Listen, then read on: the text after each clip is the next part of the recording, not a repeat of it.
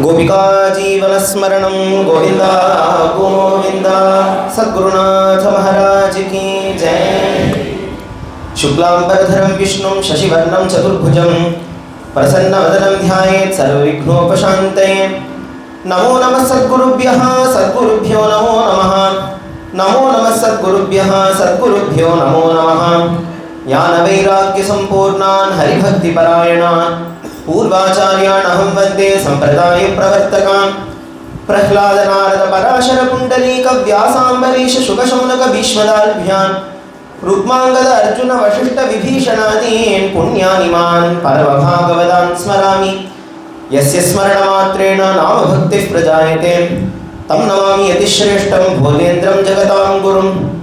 हरे रामेति कृष्णेति नाम संकीर्तनं सदा लोकक्षेमाय कुर्वन्तं प्रेमिकं सद्गुरुं भजे। कलिकालोचितं धर्मं नाम संकीर्तनात्मकं निर्णेतुम् अवतीर्णं तं प्रेमिकं सद्गुरुं भजे।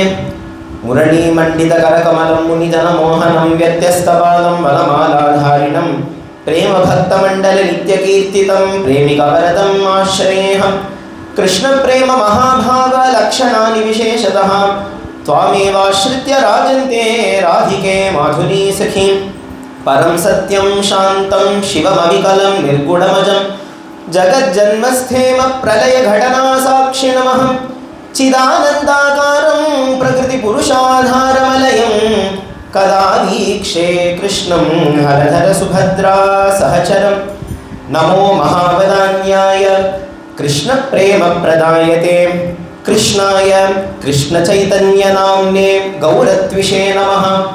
नष्टेषु धर्मेषु कलौ कृपाब्धिः नामामृतं मृत्युहरं प्रदातुम् आविर्बभूव अवनिमण्डलेयो गौराङ्गचन्द्रं प्रणमाम्यहं तम्। आनन्दलीलामयविग्रहाय हेमाभदिव्यच्छविसुन्दराय तस्मै महाप्रेमरसप्रदाय चैतन्यचन्द्राय नमो नमस्ते।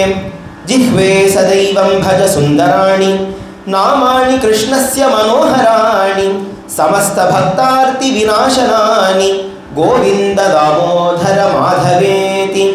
प्रेमामृतं यो मुरलीनिनादैः श्रीकृष्णरूपेण पुराववर्ष अद्यापि सोऽयं मुरलीधराख्यो पुष्णाति प्रेम्णा भुवनं सहर्षम्। चैतन्यदेव रघुनाथ मुकुन्द दत्त श्रीवासरूपक सनातन जीवदेवान् अद्वैत केशव गदाधर पुण्डरीकान् पुण्यानिमान् परमभागवतान् स्मरामि। चैतन्यदेवा शरणं चैतन्यदेवा शरणं श्रीकृष्ण चैतन्यदेवा शरणं शरणं चैतन्यदेवा शरणं शरणं चैतन्यदेवा शरणं।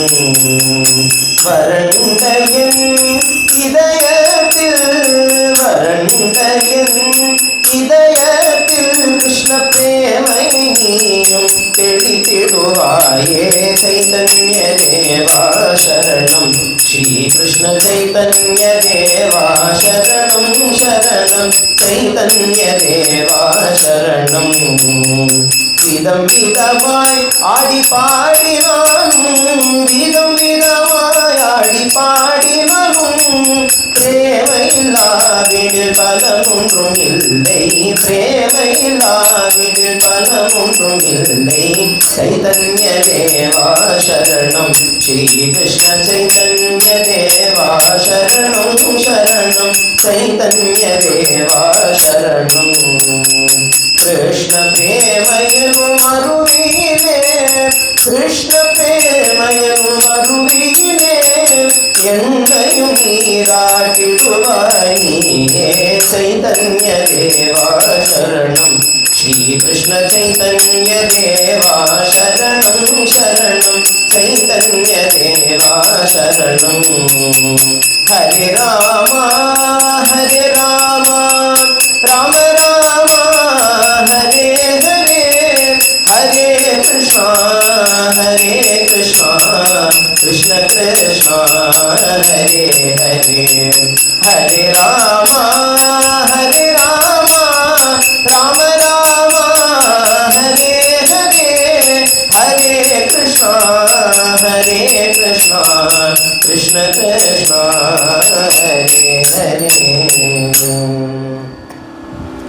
ஸ்ரீபதியான பகவான் மாதுரி சகி சமேத ஸ்ரீ பிரேமிகரதனுடைய பரம கிருபையினாலையும் சத்குருநாதால் மகன் ஸ்ரீ முரளிதர சுவாமிஜியுடைய பரம அனுகிரகத்தினாலையும் நம்ம ஜெகநாத பிரபுனுடைய அபார கருணையினாலையும் அற்புதமாக 10 நாட்கள் மகாபிரபு சரித்திரம் அப்படிங்கிற தலைப்பில் ஸ்ரீ சைத்தன்ய மகாபிரபு அப்படிங்கிற அவதார புருஷர் சாட்சாத் கிருஷ்ணரே அவருடைய அவதார லீலைகளை ஸ்மரிக்கிறதுக்கான ஒரு பரம பாக்கியம் நம்ம எல்லாருக்குமே கிடைச்சிருக்கு. அதுவும் அதிக மாதம் அப்படிங்கிற இந்த அற்புதமான ஒரு காலத்தை ஒட்டி ரொம்ப புண்ணியமான ஒரு காலம் இது. அதிக மாதம் அப்படிங்கிறது ரொம்ப சாதாரணமாக வரக்கூடிய ஒரு விஷயம் இல்லை. பொதுவாக ஒரு 2.5 வருஷம் 3 வருஷத்துக்கு ஒரு தடவை வரக்கூடியது தான் இந்த அதிக மாதம் அப்படிங்கிறது. இதற்கு இன்னொரு பேரும் உண்டு. இந்த மாதமே ஒரு சமயம் பகவான் இடத்துல போய் கேட்கறதான் என்னன்னா, அதிக மாதம் அப்படின்னு ஒன்று அமைஞ்செடுத்த யாருமே இந்த அதிக மாதம் அப்படிங்கிற எண்ணெய் அவ்வளோவா ஒரு பொருட்படுத்தவே மாட்டேங்கிறா, அதை ஒதுக்கி வச்சிடுறா. இந்த மாதத்தை அவ்வளோவா ஜனங்கள்லாம் ஒரு சத்சங்கமாக சத்விஷயமாக பிரயோகம் படுத்த மாட்டேங்கிறா அப்படின்னு பகவான் இடத்துலேயே போய் இந்த மாதம் கேட்கறது.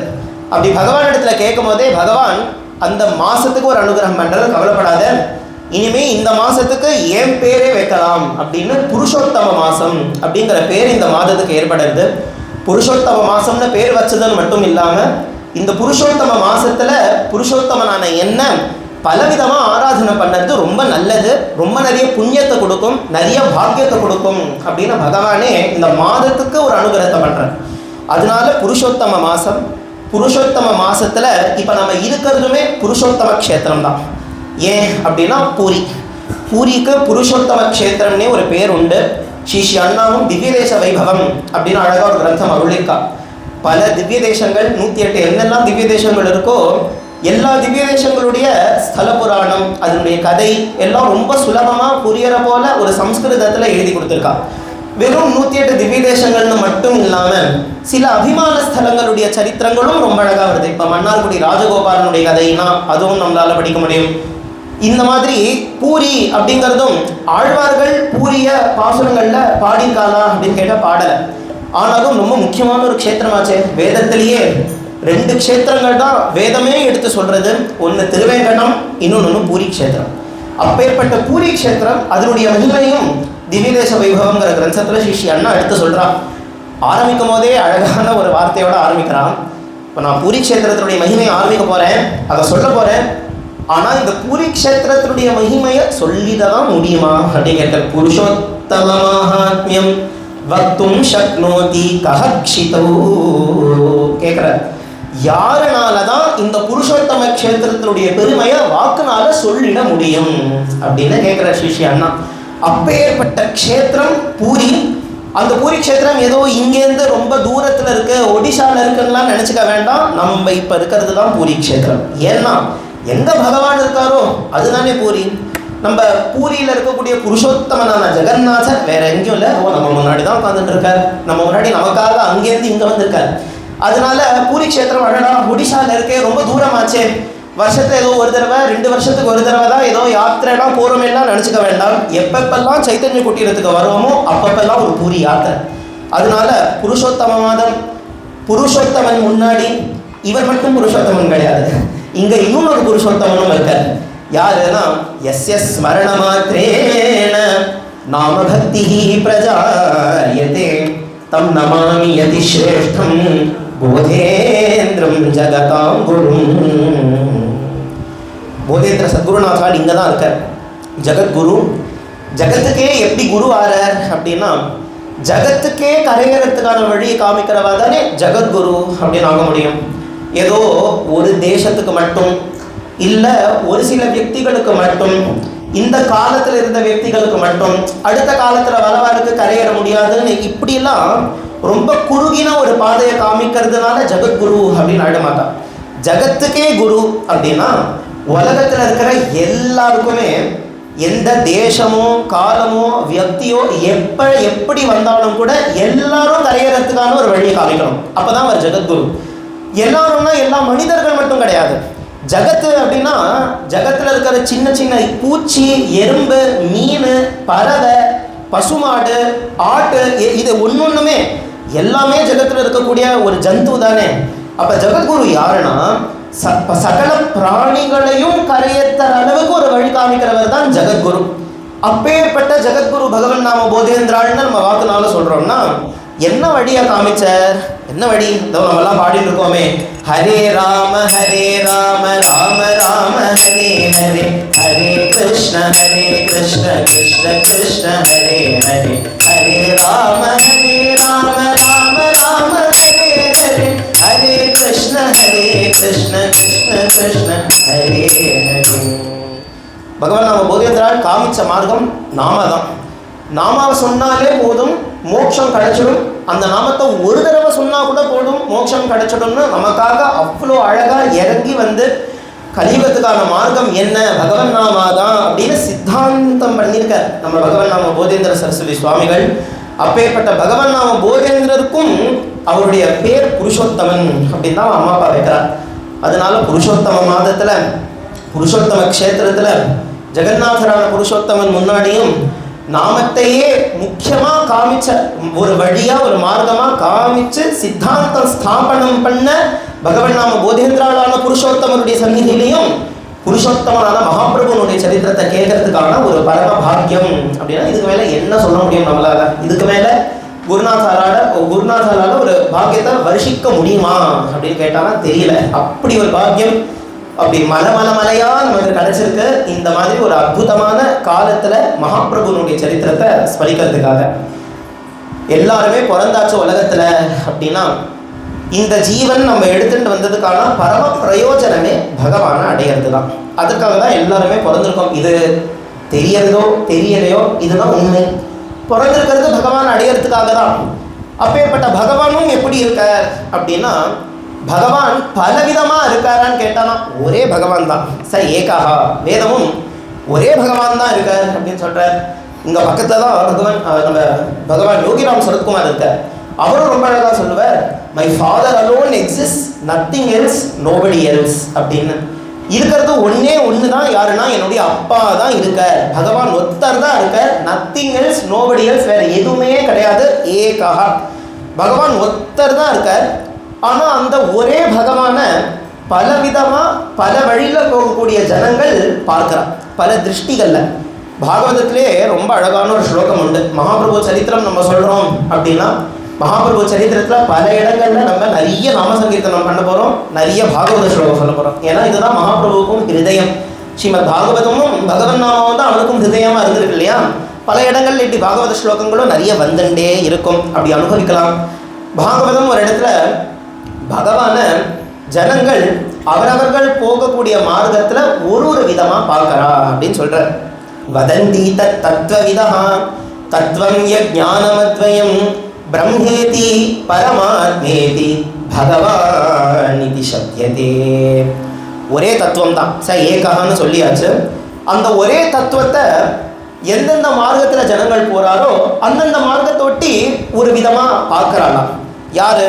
முதல்ல எடுத்துக்கலாம், வேதாந்த விசாரம் அப்படின்னு சில பேர் அந்த மார்க்கத்தில் போகக்கூடிய உண்டு. ஆத்ம விசாரம் பண்ணிட்டு, நான் சரீரம் இல்லை, நான் பிராணன் இல்லை, நான் மனசு இல்லை, நான் அதற்கும் மேல அறிவு இருக்கேன், அந்த அறிவும் கிடையாது, நான் அழியாத ஆத்மா அப்படின்னு பலவிதமா ஆத்ம விசாரம் வேதாந்த சர்ச்சை பண்ணக்கூடிய ஜனங்கள்லாம் இருக்காளே, வேதாந்த மார்க்கத்துல போறவங்க அவர்கள்லாம் இந்த ஞான மார்க்கத்துல போகிறவர்களுக்கெல்லாம் அந்த தத்துவம், அந்த ஒரே ஒருத்தர் இருக்காரு, அவர் எப்படி தெரியறாருன்னா பிரம்மம் அப்படிங்கிற வார்த்தையினால தெரியறார். அதனால பிரம்மேதி அதே தத்துவம் தான். ஆனா ஒரு சில பேர் வேதாந்த மார்க்கம்னு இல்லாம யோகத்தினால இந்த பகவான் அடையணும்னு பார்க்கறான். யோகம்னா நம்ம கேள்விப்பட்டிருப்போம், அஷ்டாங்க யோகம் அப்படின்னு இருக்க, யம நியம ஆசன பிராணாயாம பிரத்யாகார தாரண தியான சமாதின்னு 8 விதமா அஷ்டாங்க யோகம். நம்ம பொதுவா ஏதோ யோகானா நினைச்சுட்டு இருக்கோம். இந்த காலத்துல ரொம்ப சுலபமா போயிட்டு, ஏதோ ஒரு மேட்டை விரிச்சுட்டு கீழே உட்காந்துட்டு இப்படி இப்படி கையை காலையும் ஆட்டினா யோகா முடிஞ்சது அப்படின்னு. இந்த யோகத்தினால தான் பகவான் அடைய முடியாது. அந்த எப்பேற்பட்ட யோகமா இருக்கணும்னா அஷ்டாங்க யோகம். அதுக்கு 8 அங்கங்கள் உண்டு. ஆரம்பிக்கிறது எப்படின்னா, உடனே மேட்டை விரிச்சு ஆசனத்துக்கும் போயிடக்கூடாது. முதல்ல யம நியம ஒன்னொன்னா நம்ம பண்ணிவிடணும். முதல்ல நம்மளை சரீரத்தை சுத்தமா வச்சுக்கணும், நம்ம ஆகாரத்தை சுத்தமா வச்சுக்கணும், மனசை சுத்தமா வச்சுக்கணும். இதெல்லாம் கிரைட்டீரியா இருக்கு. இதெல்லாம் டிக் அடிச்சாதான் அடுத்ததான் ஆசனம் அப்படின்னே போகணும்.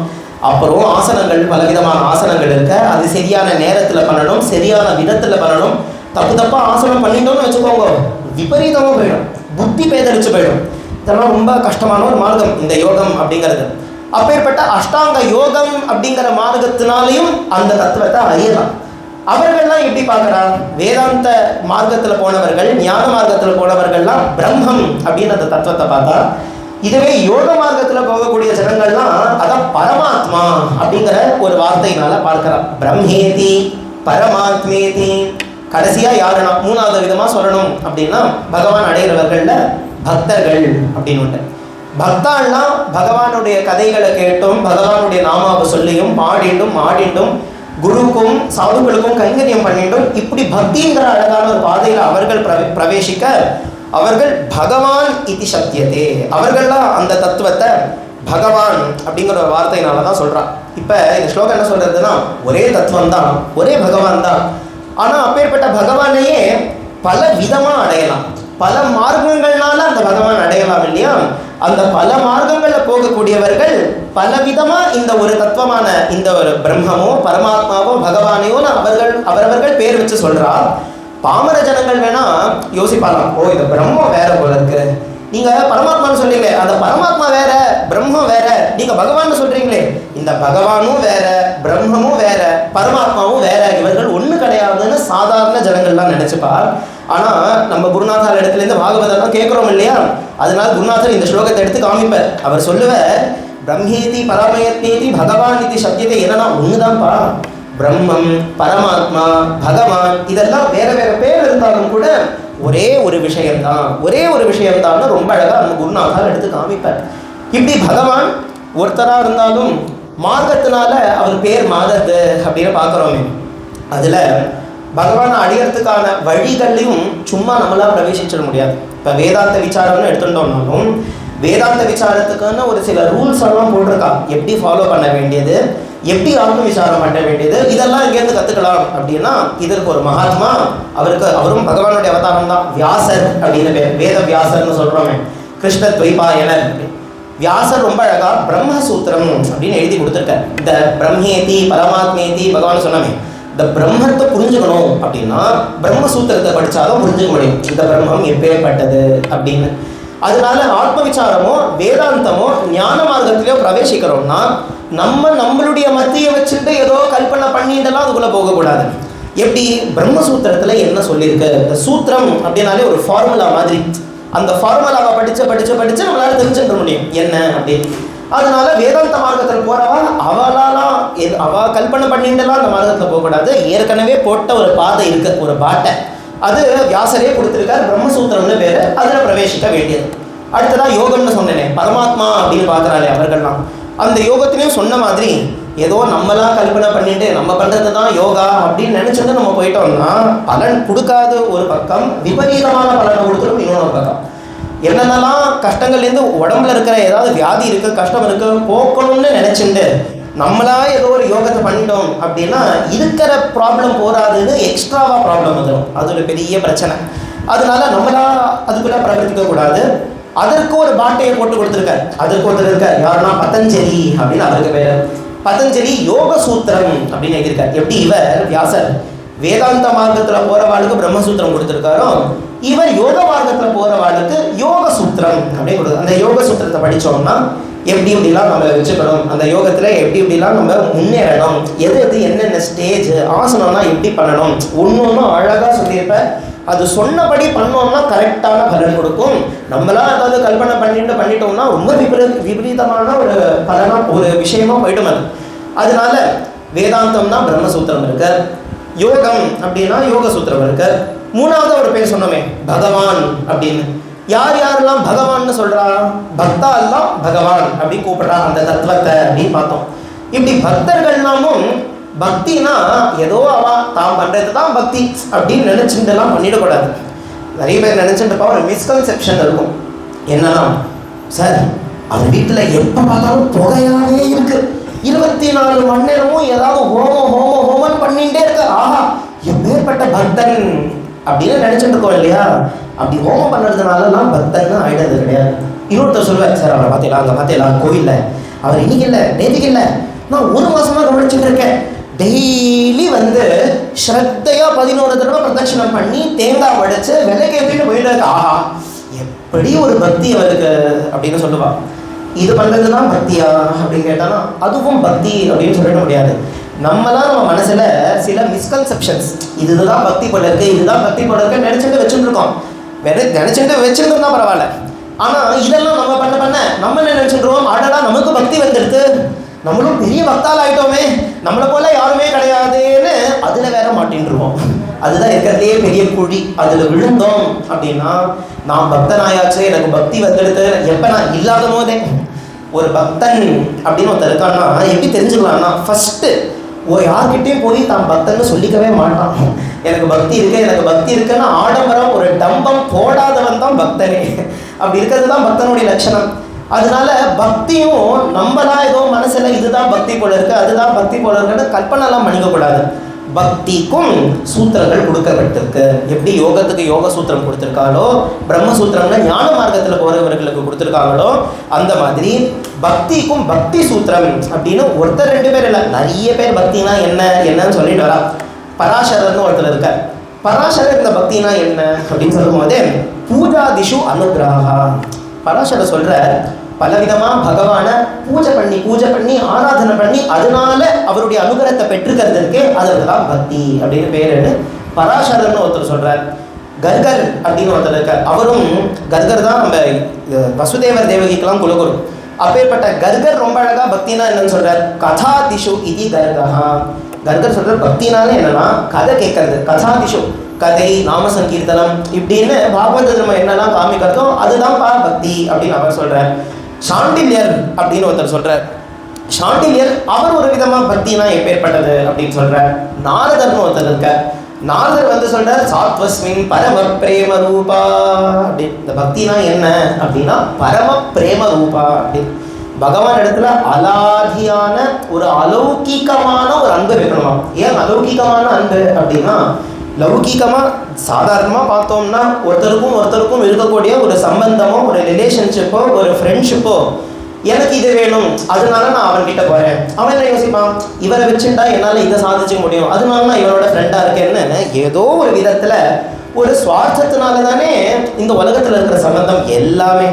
எதுவாக இருந்தாலுமே ஒரு எதிர்பார்ப்பை வச்சுட்டு தானே இன்னொருத்தரோட நம்ம ஸ்னேகம்னு ஒன்று வச்சுக்கிறோமே, அது லௌகிகமான பிரேமை. ஆனால் நாரதர் சொல்ற இந்த லௌகிகமான அந்த பகவான் இடத்துல காட்ட அலாதியான அலௌகிகமான பிரேமையவை, அதுதான் பரம பிரேம ரூபா அப்படின்னு சொல்ற. என்ன பரம பிரேமைனா துளி கூட சுவார்த்தமே இல்லாத. இதனால எனக்கு என்ன பிரபோ, நான் உனக்கு பூஜை பண்ணேனே எனக்கு நல்ல மார்க் வரணும், பிரபோ நான் உங்களுக்கு பூஜை பண்ணேனே எனக்கு நல்ல வேலை கிடைக்கணும், இதை நான் உனக்கு பூஜை பண்ணதுனால எனக்கு என்ன கிடைக்க போகுதுன்னு ஆரம்ப காலத்தில் அப்படி வேணா இருக்கலாம்.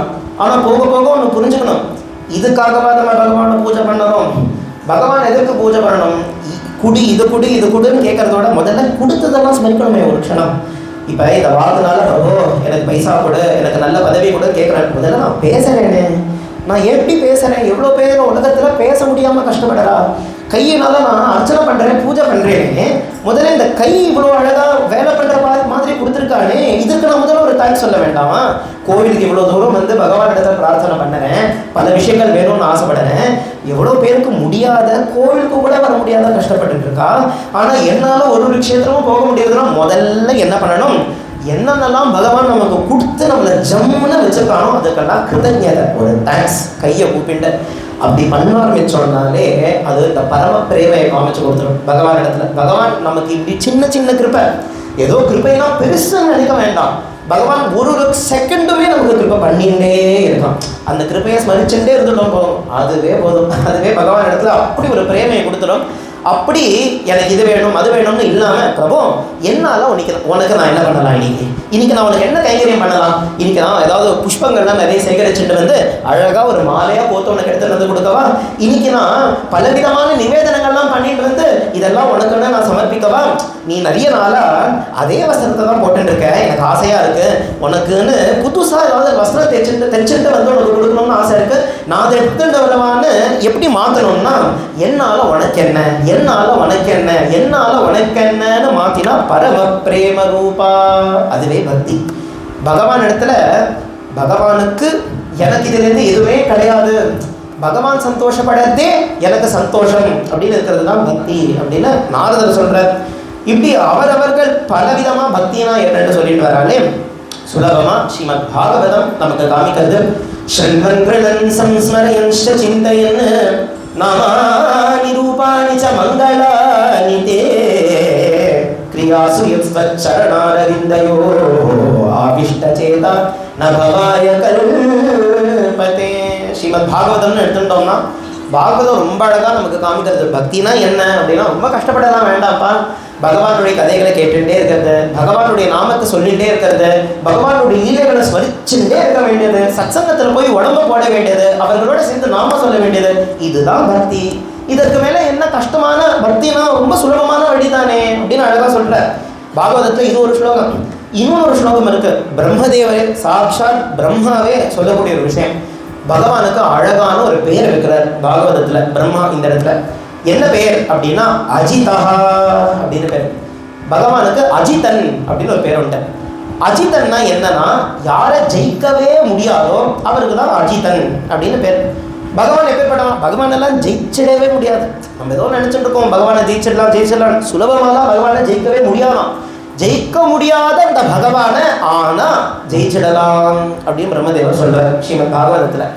எப்படி ஜெயிச்சிடலாம் அப்படின்னு கேட்டா பிரம்மதேவரே அழகா சொல்றார். ரொம்ப அழகான ஒரு ஸ்லோகம். பக்தினா பக்தியினுடைய சாதனைனா எவ்வளோ இனிமையா இருக்கு, எவ்வளோ சிம்பிளா இருக்கு, எப்பேற்பட்ட ஒரு மார்க்கம்னு இந்த ஒரு ஸ்லோகம் காமிச்சிருக்கு.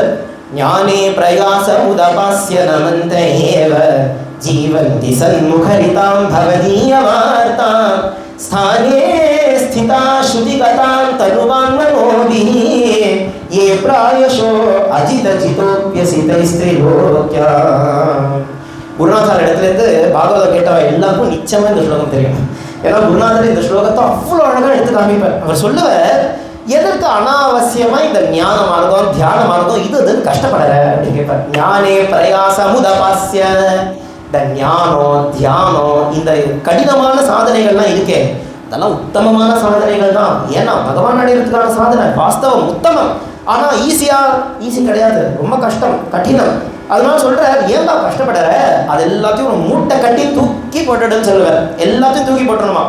இந்த ஞானம் தியானம் பிரயாசம்லாம் தூக்கி போட்டாச்சுன்னா அப்போ எப்படி பகவான் ஆராதனை பண்ணுறது, எப்படி பகவான் அடையிறதுன்னு கேட்டால் அவர் சொல்கிற கஷ்டப்படவே வேண்டாம். ஜீவந்தி சண்முகரிதாம் பவதீய வார்த்தாம். பகவானுடைய பக்தர்களான சாதுக்கள் எங்கெங்கெல்லாம் நாம சொல்லிட்டு இருக்காளோ, எங்கெல்லாம் கதை சொல்லிட்டு இருக்காளோ, நீ ஒன்று பண்ண அங்கே போய் உட்காந்துக்கோ. அங்கே போய் உட்காந்துட்டு நீனும் நாம சொல்லணுமா அவசியமே இல்லை. முதல் ஸ்டெப்பு போய் உட்காந்துட்டா வெறும் உட்கார்ந்தாலே போதும்.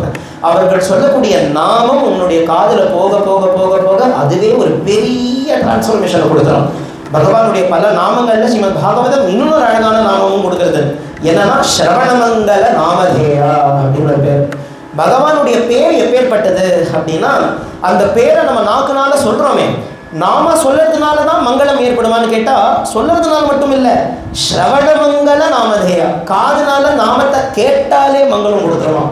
அதுவும் எப்படின்னா சொல்றவனுக்கு எவ்வளோ பலனோ அதே பலன் கேட்குறவனுக்கும். இது ஏதோ சொல்றதுனால 100%, கேட்கறதுனால 50% அப்படிலாம் கிடையாது. கேட்டாலும் சொன்னாலும் அந்த இடத்துல நம்ம உடம்ப போட்டாலுமே 100% பலன். பிரம்மதேவர் சொல்ற அப்படின்னு சாதுக்கள்லாம் எங்க இருக்காலும் அங்க போய் உடம்ப போட்டுடு. ஜீவந்தி சண்முகரிதாம் பவதீய வார்த்தாம். அவர்கள் காது நிறைய கதை சொல்லுவா, கதையெல்லாம் கேட்டுட்டே இரு அப்படின்னு சொல்ற. அடுத்ததா சரி நீங்க அப்படி சாது சத்சங்கத்தெல்லாம் போய் தேட சொல்றேன். சத்சங்கம்லாம் போறது கஷ்டமா இருக்கேன், எங்க இருக்குன்னு தெரியல, எப்படி இருக்கும்னு தெரியல. அந்த சங்கம் ஏற்கனவே இருக்கிற ஒரு அயோட்டா லெவல் பக்தி, ஒரு லவலேஷ லெவல் பக்தின்னு ஒன்று இருந்தது அப்படின்னா அந்த பக்தியை வளர்க்கிற மாதிரி இடமா இருக்கணுமே தவிர குறைக்கிற மாதிரி இடமா இருக்கக்கூடாது. அப்போ அதை பார்த்து தானே அந்த சத்சங்கத்துக்குன்னு போகணும். எனக்கா எங்கே போகணும் எப்படி போகணும்னு தெரியலையே, நான் என்ன பண்ணதுன்னு கேட்டானா ரொம்ப அழகா சொல்ற, ஸ்தானே ஸ்திதா இருந்த இடத்துல இருக்க வேண்டியது. அதான் குருநாதர் பாடல், இருந்த இடத்தில்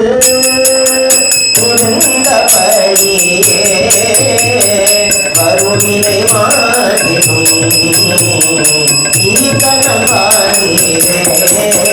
ஹரே ராம ஹரே ராமா ராம ராம ஹரே ஹரே ஹரே கிருஷ்ண ஹரே கிருஷ்ண கிருஷ்ண கிருஷ்ண ஹரே ஹரே. ஸ்தானே ஸ்திதா ஸ்ருதி கதாம் தனுவாங் மனோபிஹி. என்ன பண்ணுறது, போக முடியல அவ்வளோவா வெளியில். சத்சங்கம்னா எங்கே அதெல்லாம் தேடுறது, அது நல்லா இருக்குமா அந்த சங்கம், அந்த சங்கத்துக்கு போனால் நிஜமாவே பக்தி வளர்கிற மாதிரி தான் இருக்குமான்னா தெரியல அப்படின்னா சிம்பிளாக சொல்கிறேன், அப்படியே உட்காந்துரு.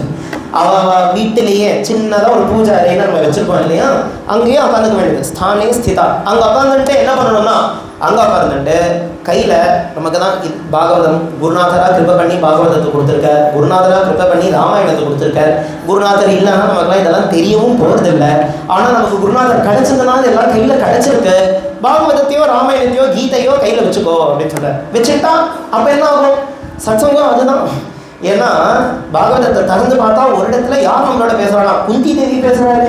அடுத்தது ஒரு பக்கம் தள்ளி பார்த்தானா யார் பேசுகிறானா, பீஷ்மரே நம்மளோட பேசுகிறாரு. இன்னும் கொஞ்சம் நேரத்துக்கு அப்புறம் தள்ளி பார்த்தானா சுகரே நம்மளோட பேசுகிறாரு. இன்னும் கொஞ்சம் தள்ளி பார்த்தா துருவன் அப்படிங்கிறவன் நம்மளோட பேசுகிறாரு. இதெல்லாம் சாதாரண வேலை என்ன, இந்த மாதிரி சத்சங்கம் கிடைச்சிடுமா என்ன, பெரிய சத்சங்கம் கையில் இருக்குது. பாகவதம் ராமாயணம்லாம் எடுத்து பார்த்தோம்னா அவெல்லாம் நம்மளோட பேசுகிறான். அதனால சொல்ற ஸ்தானே ஸ்திதா ஸ்ருதி கதாம் தனுவாங் மனோபிஹி. அப்படி என்ன பண்ணணும், இந்த ஞானம் தியானம் இந்த கஷ்டமான கடினமான சாதனைகள்லாம் ஒரு மூட்டை கட்டி தூக்கி போட்டுட்டு சத்சங்கத்தை போய் உட்காந்துக்கணும். அந்த சத்சங்கமும் எப்படி இருக்கணும், நம்மக்கிட்ட இருக்கக்கூடிய அந்த ஒரு பகவத் பாவத்தை இன்னும் வளர்க்கிற போல ஒரு இடமா இருக்கணும். அப்படி கூட கிடைக்கிறது கஷ்டமாக இருக்கான், இருந்த இடத்துலையே உட்காந்துட்டு பாகவதமும் ராமாயணமும் பகவத்கீதையும் படிச்சுட்டு இருக்க வேண்டியது. மனசுனாலையும் வாக்குனாலையும் இந்த உடம்புனாலையும் எப்படி எப்படிலாம் பகவானுக்கு தொண்டு பண்ண முடியுமோ, கைங்கரியம் பண்ண முடியுமோ, சேவை பண்ண முடியுமோ பண்ணிட்டே இருந்துட்டா பிரம்மதேவர் சொல்ற அஜித் அஜிதோப்யசி, ஜெயிக்க முடியாது அப்படின்னு தானே சொல்றா எல்லாருமே. ஆனால் ஜெயிச்சிடலாமே அப்படின்னு சொல்றார் பிரம்மதேவர். குருநாதர் எப்பொழுதுமே இந்த ஸ்லோகத்தை சொல்லும் போதே இன்னொன்று அந்த கீர்த்தனத்தையும் ஸ்மரிச்சுட்டே சொல்லுவார். யாருடைய அப்படின்னா நம்ம மீராம்மானுடைய கீர்த்தனம் தான்.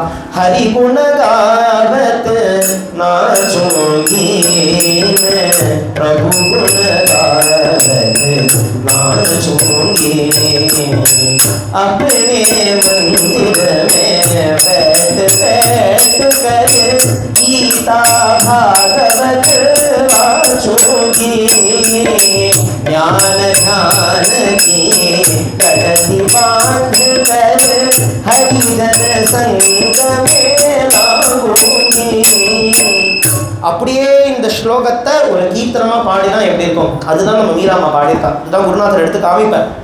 மீராம்மாக்கே இந்த பாகவத பாராயணம் பண்ணும் போதே இந்த ஸ்லோகத்தை படிக்கும் போதே ஏற்பட்ட ஒரு பாவத்தில் தான் இந்த கீர்த்தனம் பாடியிருக்கணும் அப்படின்னு சொல்லுவார். என்ன சொல்கிறார் பிரம்மதேவர், ஸ்தானே ஸ்திதா இருந்த இடத்தில் இருந்தபடியே, அதுதானே அப்பனே மந்திரமே பேட்டு பேட்டு கர். அவாவா அவருடைய கிரகத்திலே இருக்கக்கூடிய சின்ன சின்ன கிருஷ்ண மந்திரம் இருக்குமே, அந்த இடத்துலயே உட்காந்துட்டு என்ன கீதா பாகவத் வாச்சூங்கி, பாகவதம் படிப்பேன் பகவத்கீதை படிப்பேன்னு சொல்றா.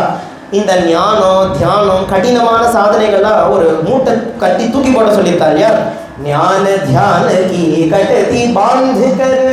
அவளும் சொல்றா இது எல்லாத்தையும் மூட்டை கட்டி தூக்கி போட்டு வேணாம். அப்ப என்ன பண்ணுவேன், ஹரிஜன சங்கமே லாகூங்கி, பக்தர்கள்லாம் எங்க இருக்காளோ அந்த இடத்துல போய் நான் உட்காந்துடுவேன் அப்படின்னு சொல்றா. இது எவ்வளவு சுலபமான பாதையா இருக்கு.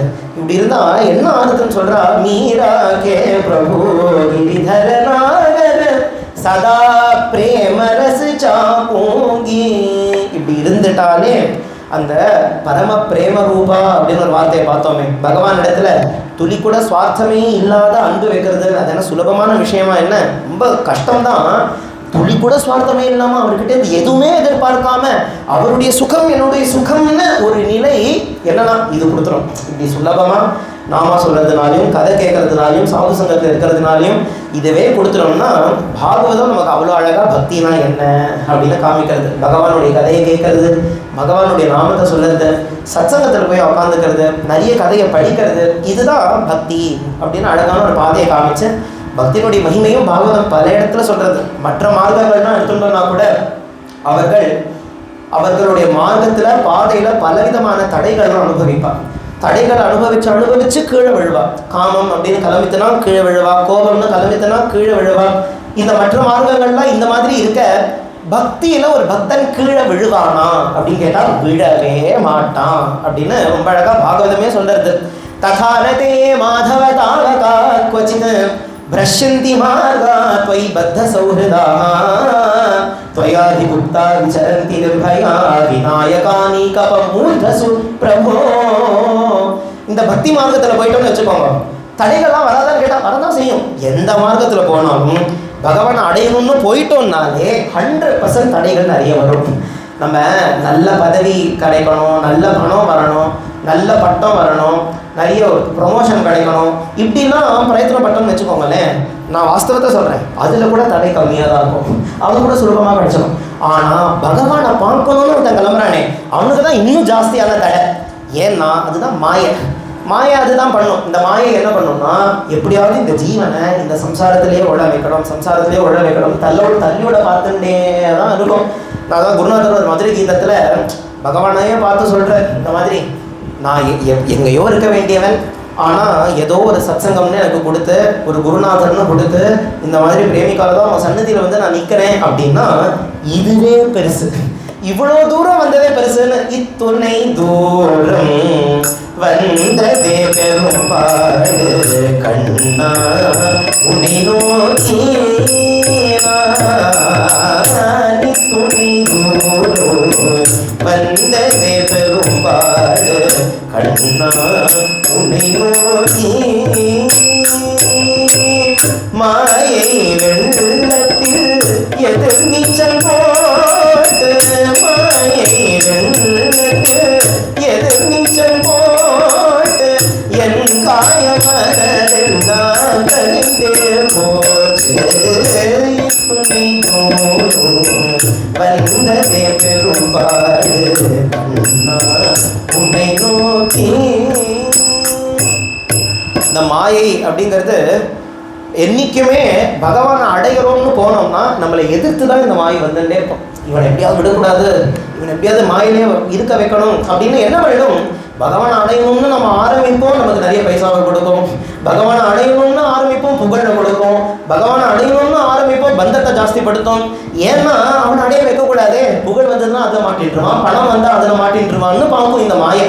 ஆனால் எப்படியோ குரு கிருப்பையில் இந்த மாயையில் எதிர்நீச்சல் போட்டு பிரேமிக்கிறத சன்னதி வரைக்கும் வந்துட்டோம் அப்படின்னா அவனை பார்த்து கேட்கலாமா, இவ்வளோ தூரம் வந்ததே எவ்வளோ பெரிய விஷயம், இனிமேல் நீ ஒரு 5 அடி எடுத்துன்னு வரலாமே அப்படின்னு கேட்குற போல பகவான் இடத்துல வந்து கேட்டோம் அப்படின்னா பகவான் என்ன பண்ணுறான்னா, என்றைக்குமே இந்த பக்தனுக்கு என்னெல்லாம் தடைகள் வந்தாலும் தடைகள்லாம் அவனை ஒன்றுமே பண்ணாத ஆக்கிடலாம்.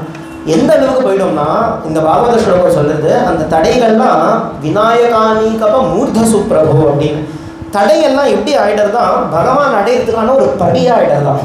அந்த தடையினுடைய தலைமையிலேயே காலை வச்சுட்டு பகவானை பகவானை பார்க்கணும் அப்படின்னு போகிறான் அப்படின்னா, அதனால அந்த பக்தன் அப்படிங்கிறவன் என்றைக்குமே விழவே மாட்டான். பக்தின்னு ஒரு பாதை அப்படின்னு வந்தாச்சு அப்படின்னா அந்த பக்திங்கிற பாதையினுடைய அழகே இதுதான். என்னன்னா, இந்த பக்தி எப்படி பண்ணாலும் அந்த பக்தியில் இங்கே அங்கன்னு ஏதாவது நம்ம விழுந்தாலும் கூட பகவான் சொல்கிறான், நான் கைவிட மாட்டேன், நீ கவலைப்படாத, நான் அவனை உத்தாரணம் பண்ணுறேன், நான் அவனை தூக்கி என்னுடைய மடியில் உட்காந்து வச்சுக்கிறேன். பக்தன் என்றைக்குமே நழுவ மாட்டான், என்றைக்குமே விழமாட்டான்னு பகவான் கேரண்டி கொடுக்குறாரு.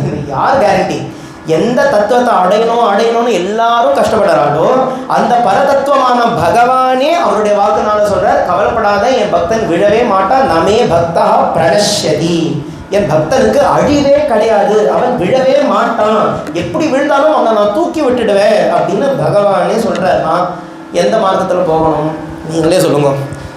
வேதாந்த மார்க்கம் எல்லாமே உயர்ந்த மார்க்கம் தான். எந்த மார்க்கத்தையுமே நம்ம வந்து தட்டி இது ரொம்ப கம்மியான ஒரு மார்க்கம், இது வந்து ரொம்ப பெரிய மார்க்கம் கிடையாது, அல்பமான மார்க்கம்னு நம்ம சொல்லவே இல்லை. எல்லா மார்க்கமும் பெருசு. ஏன்னா அடையிற பொருள் அப்பேற்பட்ட பொருள் பகவான் தானே. எல்லா மார்க்கத்தினாலையும் பகவானை தானே அடையிறோம். பகவான் எண்டு பலனாக இருக்கிறதுனால மற்ற எல்லா மார்க்கங்களுமே உயர்ந்த மார்க்கம் தான். ஆனால் சுலபமான மார்க்கம் எது, எந்த மார்க்கத்தில் நம்ம விழவே முடியாது அப்படின்னு தானே பார்க்கணும். அப்படி பார்த்தோம்னா அது பக்தி தான்.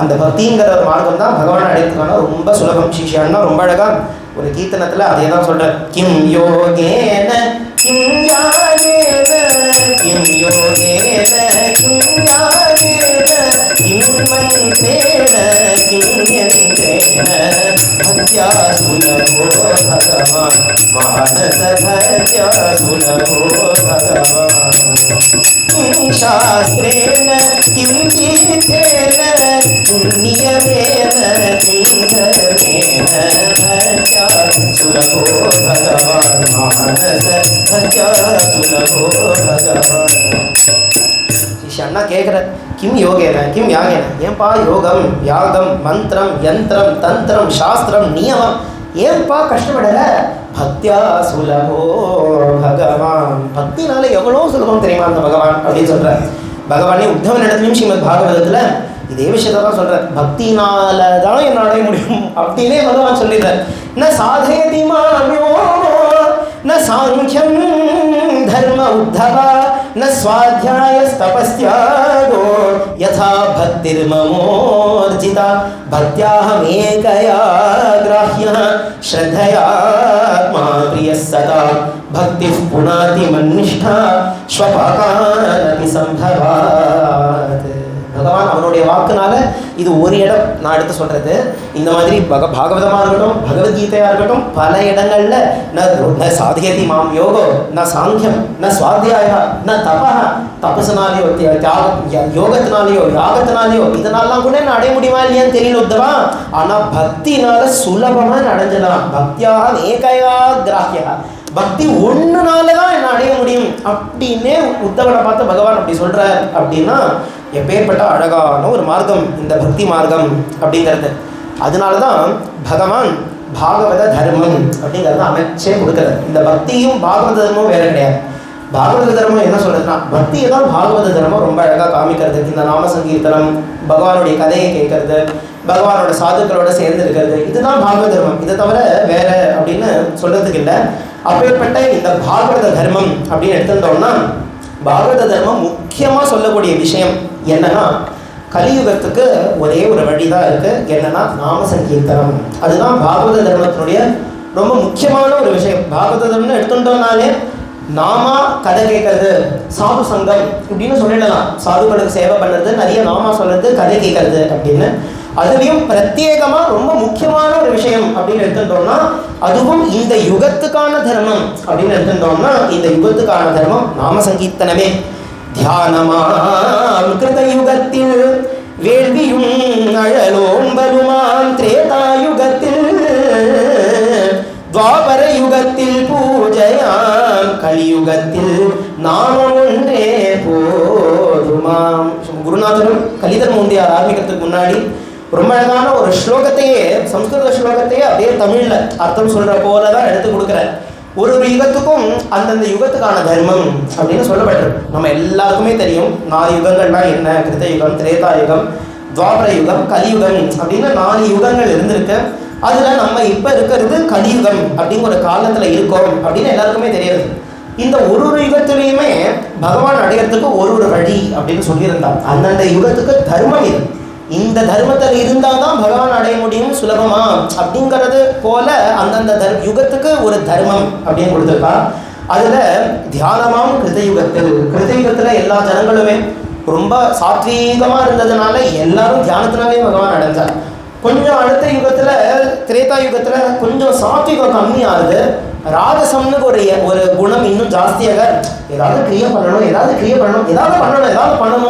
ஏதாவது பண்ணுறதுக்கு நீ யாகத்தையாவது பண்ணி என்னை வந்து அட அப்படின்னு திரேதா யுகத்தில் யாகத்தினால யஜ்ஞத்தினால பகவான் ஆராதனை பண்ணுறதுன்னு அப்போ அந்த யுகத்துக்கான தர்மம்னு இருந்தது அந்த யுகத்தில் யஜ்ஞத்தினாலே பகவான் அடைஞ்சிடுவான் அடுத்ததாக துவாபர யுகம் அதில் இன்னுமே கொஞ்சம் ஆலசியம் அப்படின்னு ஜாஸ்தியாகிறதுனால சோம்பேறித்தனம் ஜாஸ்தியாகிறதுனால யாகம் பண்ணுற அளவுக்கு ஒரு சக்தின்னு இல்லை அப்போ என்ன பண்ணுறது பூஜையாம் சாதாரணமாக ஒரு பூஜையினாலேயே பகவானை ஆராதனை பண்ணி துவாபர யுகத்தில் அடைஞ்சிடலாம் தர்மம்னு காமிக்க கலியுகத்துக்கான தர்மம் அப்படிங்கிறது என்னன்னா நாமம் ஒன்றே போதுமாம் கலியுகத்துக்கான தர்மம் ஒன்று தான் என்னன்னா ஹரே ராம ராம ராம ஹரே ஹரே ஹரே கிருஷ்ண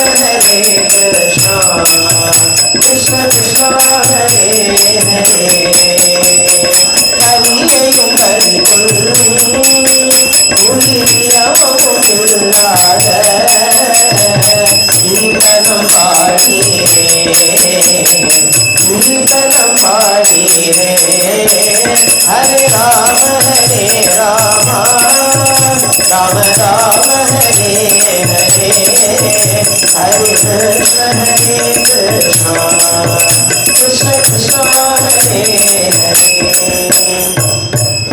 உபன்யாசத்தில் நிறைய நாமம் வரும்.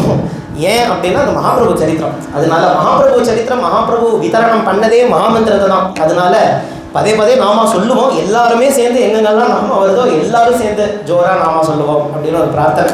இப்படி கலியுகத்துக்கான வழி மார்க்கம் அப்படின்னாலே நாம சங்கீர்த்தனம் தான்.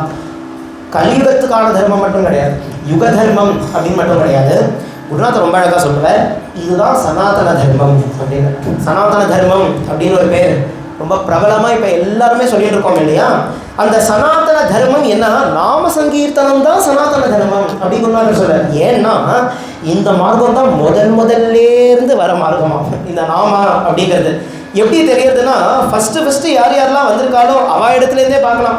முதல்ல பிரம்மதேவன் இடத்துலேருந்து வந்தவா யார்? 4 பேர். சனகர், சனாதனர், சனந்தனர், சரத்குமாரன். இவன் 4 பேர் தான் வந்திருக்கா.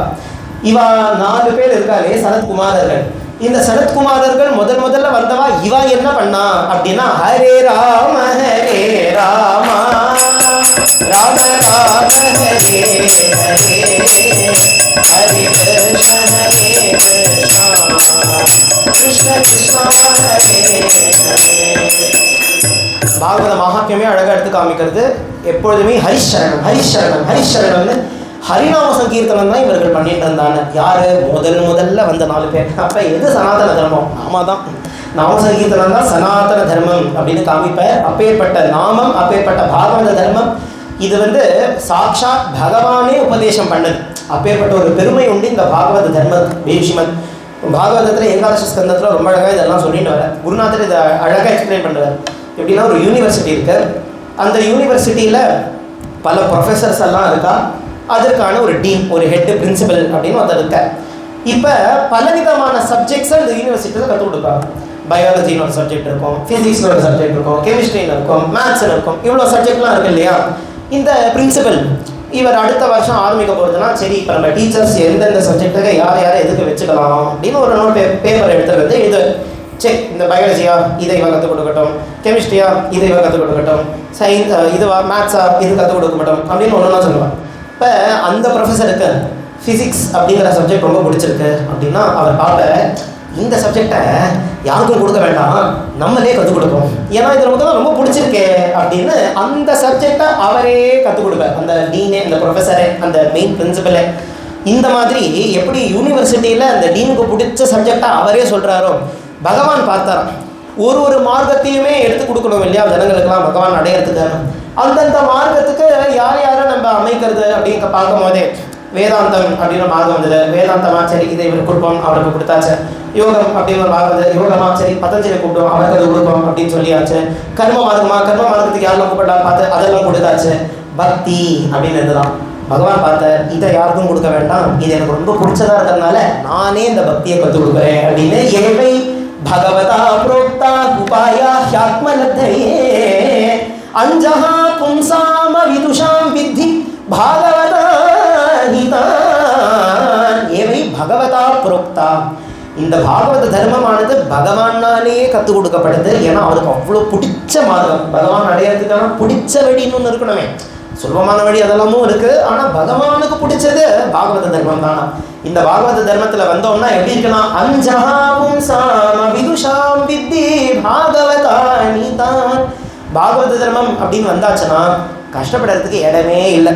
எளிமையானது இனிமையானது எளிமையானது இனிமையானது அத்தியமும் பெயர் கொண்டது அது ராதை செல்லும் பாதையே எங்கள் பாதையே ராதை செல்லும் பாதையே எங்கள் பாதையே.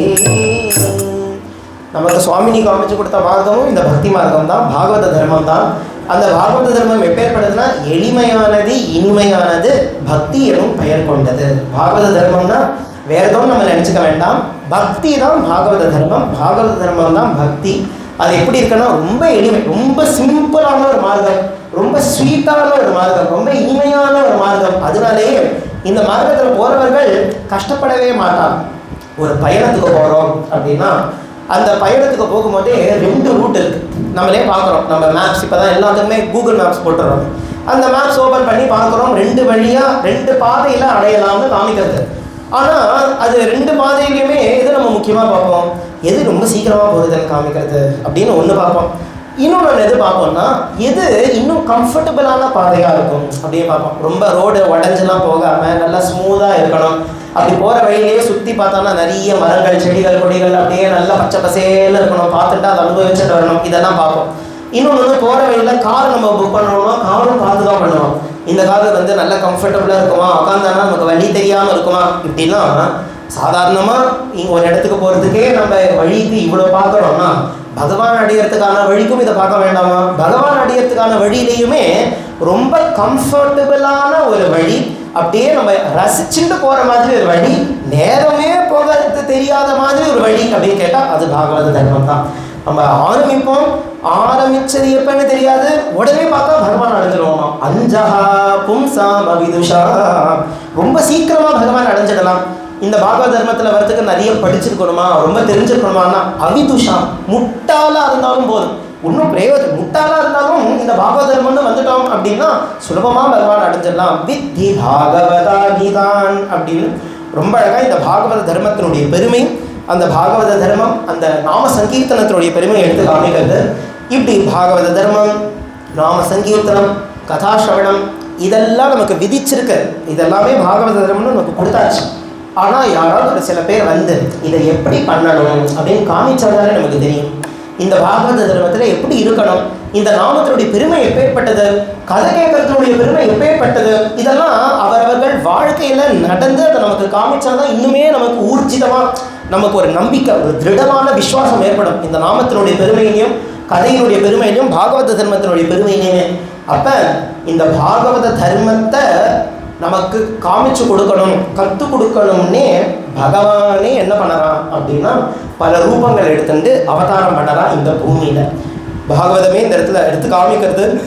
கிருதாதிஷு பிரஜாராஜன் கலவு இச்சந்தி சம்பவ கலவு கலு பவிஷ்யந்தி நாராயண பராயணாः क्वचिन् क्वचिन् महाराज द्रविडेषु च भूरिशः ताम्रवर्णी नदी यत्र कृतमाला पयस्विनी कावेरी च महापुण्या प्रतीची च महानदी ये पिबन्ति जलं तासां मनुजा मनुजेश्वर प्रायो भक्ता भगवती वासुदेवे अमलाशया. பகவானே அவருடைய அம்சமாகவே பல ஜனங்களை இறக்கி இந்த பூமிக்கு அனுப்புகிறான். இவர்கள்லாம் எதற்காக இறங்கி வரா அப்படின்னா அந்த பாகவத தர்மத்தை பிரகடனப்படுத்தணும், ஜனங்களெல்லாம் கரையேற்றணும்னே இவர்கள்லாம் இறங்கி வரா. அதுலேயும் நிறைய பாரதம்னு எடுத்துட்டோம்னாலே பாரதத்தில் ஒரு இன்ச்சுக்கு இன்ச்சு ஒரு மகாத்மா வாழ்ந்தார். அதுதான் இந்த பாரதத்தினுடைய பெருமையே. இந்த பாரதம் எடுத்து பார்த்தோம்னா எங்கே பார்த்தாலும் சாதுக்கள். அதுலேயும் நம்ம கன்னியாகுமரியிலேருந்து காஷ்மீரம் வரைக்கும் நம்ம எந்த ஒரு மார்க்கத்தை எல்லா இடத்துலையுமே கன்சிஸ்டண்ட்டாக ஃபாலோ பண்ணியிருக்கான்னு பார்த்தானா பஜனை தான். ஏன்னா எந்த தேசத்துக்கு போனாலும் எங்கேயாவது ஒரு பஜனை வேணும் அப்படின்னு கண்டுபிடிச்சிட முடியும். அப்படி நாம சங்கீர்த்தனம் தான் ரொம்ப பரவி இருக்கு இந்த பாரதம்னு எடுத்து பார்த்தோம்னாலே. அதுக்கும் முதல்ல விதை போட்டவர்கள் யாருன்னா ஆழ்வார்கள் தான். அதுதான் இந்த இடத்துலயே சொல்கிறேன். ஏன்னா தாமிரபரணி நதி எத்திர கிருதமாலா பைஸ்வினி காவேரீச்ச மகாபுண்யா பிரதிச்சீச்ச மகாநதின்னு இந்த திராவிட தேசத்தில் இருக்கக்கூடிய என்னென்னலாம் நதிகள் இருக்கோ அந்தந்த நதிக்கரையில் உற்பத்தியான அப்பேற்பட்ட மகாத்மாக்களுடைய பேரெல்லாம் தான் முதல்ல இந்த இடத்துல ஸ்மரிக்கிறது ஸ்ரீமத் பாகவதமே. அப்படி ஆழ்வார்கள்லாம் பல பேர் வரா. ஆழ்வார்கள் மட்டும் இல்லாமல் கர்நாடக பிரதேசத்துக்கு போனால் அஷ்டதாசர்கள், மகாராஷ்டிராவுக்கு போனோம்னா அங்கே மகாராஷ்டிர பக்தர்கள், மேலே நம்ம குர்ஜர பிரதேசங்கள்லாம் போனால் அங்கே ஒரு விதமான அஷ்டதாசர்கள், மீராமா இருக்கா, வல்லபர் இருக்க, இப்படி எல்லா இடத்துமே பாரதத்தை பார்த்தோம்னா அவ்வளோ மகாத்மாக்கள், அவ்வளோ அவதார புருஷர்கள் எல்லாருமே இறங்கி இந்த யுக தர்மம் என்னவோ நாம சங்கீர்த்தனம் அது அவ்வளோ அழகாக நமக்கு பிரச்சாரம் பண்ணியிருக்கா. ஆழ்வாரே நம்மாழ்வாரே ஒரு பாசுரத்தில் இந்த அவதார புருஷாலாம் இறங்கி எப்படி நம்மளோட இருந்து அவர்கள்லாம் நம்ம எல்லாருமே உத்தாரணம் பண்ணுறான்னே சொல்கிறார். பொலிக பொலிக பொலிக போயிற்று வல்லுயிர் சாபம் நலியும் நரகமும் நைந்த நமனுக்கிங்கு யாதொன்றும் இல்லை கலியும் கெடும் கண்டு கொண்டேன் கடல் வண்ணன் பூதங்கள் மண்ணேல் மலிய புகுந்து இசை பாடி ஆடி ஒளித்தர கண்டோ. அப்பேற்பட்ட பகவானுடைய பார்ஷதர்களே, பகவானுடைய அம்சமாகவே அவரவர்கள்லாம் இங்க இறங்கி வந்து நமக்காக என்ன பண்றான்னா, கலியும் கெடும் கண்டு கொண்டேன். கலியுகத்தினுடைய பாதை நமக்கு துளி கூட தெரியாத போல அழகான அற்புதமான பாகவத தர்மம் நாம சங்கீர்த்தனங்கிற மார்க்கத்தை கற்றுக் கொடுக்கறது மட்டும் இல்லாம நம்மளோட சேர்ந்து மலிய புகுந்து இசை பாடி ஆடி ஒளிதல், நம்மளோட சேர்ந்து நம்மளோட ஒருத்தராக இருந்துட்டு நம்மளோட நர்த்தனம் பண்ணி நம்மளோட பகவான் நாமா சொல்லி பாடி நமக்கு தெரியாம அப்படியே சுகமான ஒரு யாத்திரையை நம்ம வாழ்க்கிறதுக்கு கடைசியில் பார்த்தா பகவான் திருவடியில் வந்து நிற்போம். அப்படின்னா அவ்வளோ அழகா இந்த பாகவத தர்மத்தை எடுத்து காமிக்கணும் ஜனங்களுக்கு அப்படின்னு சாட்சாத் பகவானே கீழே இறங்கி வர பல அவதார புருஷர்கள். அப்படின்னு அவதார புருஷர்கள் அப்படின்னு சொல்றவா வேற, மகாத்மாக்கள் அப்படின்னு சொல்றவா வேற. ரெண்டு பேருக்குமே டிஃபரன்ஸ் உண்டு. மகாத்மாக்களுக்கும் அவதார புருஷர்களுக்கும் என்ன வித்தியாசம் அப்படின்னு கேட்டானா, ஒரு சில பேர் அவள் வாழ்க்கையில் சாதாரணமாக வாழ்ந்திருப்பா. ஆனால் ஏதோ ஒரு சத்சங்கத்துக்கு அவர்கள் போய் அந்த சத்சங்கத்தில் கதையை கேட்டு அழகா பகவான் அடையணுமே, சாதனை பண்ணணுமே அப்படின்னு அவஸ்தைப்பட்டு அதுக்காக அழுது, அப்போ பகவானே சந்தோஷப்பட்டு ஒரு குருன்னு ஒருத்தர் அனுப்பிச்சு அந்த குருவை அண்டி இருந்து அவர்கிட்ட ஸ்ரத்தையாக இருந்துட்டு அவரிடத்துல சேவை எல்லாம் பண்ணி அவருடைய கிருபைக்கு பாத்திரமாகி அவர் பலவிதமான சாதனைகளை பண்ணி அவர் கரையறன்னா அவர் ஒரு மகாத்மா. தன்னை கரையேற்றவர்கள் அவர்களை மட்டும் கரையேற்றுறதுங்கிறது ஒரு மகாத்மா அவர்களாம் இருப்பான். அவதார புருஷாலாம் எப்படி இருப்பான்னா, அவர்களை கரையறதுக்கு வரமாட்டான். அவெல்லாம் ஏற்கனவே பகவான் தான். அவள் வந்திருக்கிறது என்னன்னா, கோடிக்கணக்கான ஜனங்கள் எல்லாரையுமே உத்தாரணம் பண்ணணும், எல்லாருமே கரையேற்றணும் அப்படின்னு இறங்கி வரவர்கள் தான் அவதார புருஷர்கள். அப்படின்னு இந்த அவதார புருஷர்கள் வரா அப்படின்னா அதற்கு ஒரு காலகட்டம் தேவை. அந்த காலகட்டத்துக்கு ஏற்ற போல அதுங்க ஏதாவது யுக தர்மத்துக்கு ஒரு கஷ்டம் ஏற்படுறது அப்படின்னா அந்த யுக தர்மத்தையும் ஸ்தாபிச்சு அங்க இருக்கிற ஜனங்களையும் உத்தாரணம் பண்ணணும்னு அந்தந்த காலகட்டத்துக்கு ஒரு அவதார புருஷர் அப்படின்னு இறங்கி வருவார். அடுத்ததான் அவதார புருஷர்னு ஒருத்தர் இறங்கி வரணும் அப்படின்னா அதற்கு முதல்ல பிரேரணை அப்படின்னு வந்து ரொம்ப தேவை. இந்த பிரேரணைன்னு இருந்தாதான், ஏன்னா பல அவதாரங்கள் நம்ம எடுத்து பார்க்கணுமே, ஒரு அவதாரத்துக்குமே நம்ம கிருஷ்ணாவதாரம் ராமாவதாரம்னு எடுத்துட்டோம்னாலே பூமாதேவி பூபாரம் தாங்க முடியலன்னு ஒரு பிரேரணை. அதனால கிருஷ்ணர் இறங்கி வர. தேவர்கள்லாம் ராவணன் போன்ற அசுரர்களுடைய ஒரு ராட்சசர்களுடைய அந்த ஒரு அவர்களுடைய அந்த அராஜகம் தாங்க முடியல, நீங்க தான் காப்பாற்றணும்னு சொல்ல ராமாவதாரம் எடுத்துட்டு வர. இப்படி ஒரு அவதாரத்துக்கே ஒரு பிரேரணைன்னு இருக்கு. அவதார புருஷர்கள் இறங்கி வராம் அப்படின்னாலும் அதற்கு பிரேரணைன்னு ஒன்று தேவை, அதற்கான ஒரு காலகட்டம் அப்படின்னு ஒன்று தேவை. அவர்கள் வந்தா அப்படின்னா அவதார புருஷர்கள் அந்த யுகத்துக்கான என்ன தர்மம் இருக்கோ அந்த தர்மத்தை தான் பிரச்சாரம் பண்ணுவாங்க. ஏன்னா அவதார புருஷர்கள் வந்திருக்கிறதே எல்லாருமே கரையேற்றத்துக்கு தான். அதனால இருக்கிறதே சுலபமான மார்க்கம் என்னவோ, எல்லாருமே உத்தாரணம் பண்ணதுக்கான ஒரு மார்க்கம் என்னவோ குருநாதரே சொல்லுவேன். இது ஏதோ 4-5 பேருக்கு சொல்லக்கூடிய மார்க்கத்தை நான் சொல்லலை, கோடிக்கணக்கான ஜனங்களை கரையேற்றணுங்கிறதுக்கு தான் இந்த நாமம் அப்படிங்கிற மார்க்கத்தை காமிக்கிறேன்னு குருநாதரே பல இடங்களில் சொல்வார் இல்லையா. அப்படி யுக தர்மத்தை காமிக்கணும், அந்த காலகட்டத்துக்குன்னு வரணும், ஒரு பேரணை அப்படின்னு ஒன்று ஏற்படணும். தன்னை இல்லை சுற்றி இருக்கக்கூடிய கோடிக்கணக்கான ஜனங்கள் எல்லாருமே கரையேற்றணும் அப்படின்னு யார் யாரெல்லாம் வராளோ அவர்கள்லாம் அவதார புருஷால் அப்படின்னு பேர். அப்பேற்பட்ட அவதார புருஷர்களில் பல அவதார புருஷர்கள் இறங்கி வந்திருக்காங்க இந்த பாரதத்துக்கு. அவர்களையுமே நிறைய கிருஷ்ண பக்தாலான அவதார புருஷர்களும் நிறைய பேர் இறங்கி வந்திருக்கான். ஆனால் இப்போ இந்த கிருஷ்ண பக்தர்கள்னு எடுத்துட்டோம்னாலே இவா எல்லாருக்குமே ஒரு சமஷ்டியா ஒரு ரூபம் அப்படின்னு எடுத்து காமிக்கணும்னா அவர் வேற யாரும் கிடையாது, நம்ம மகாபிரபு தான், சைத்தன்ய மகாபிரபு தான்.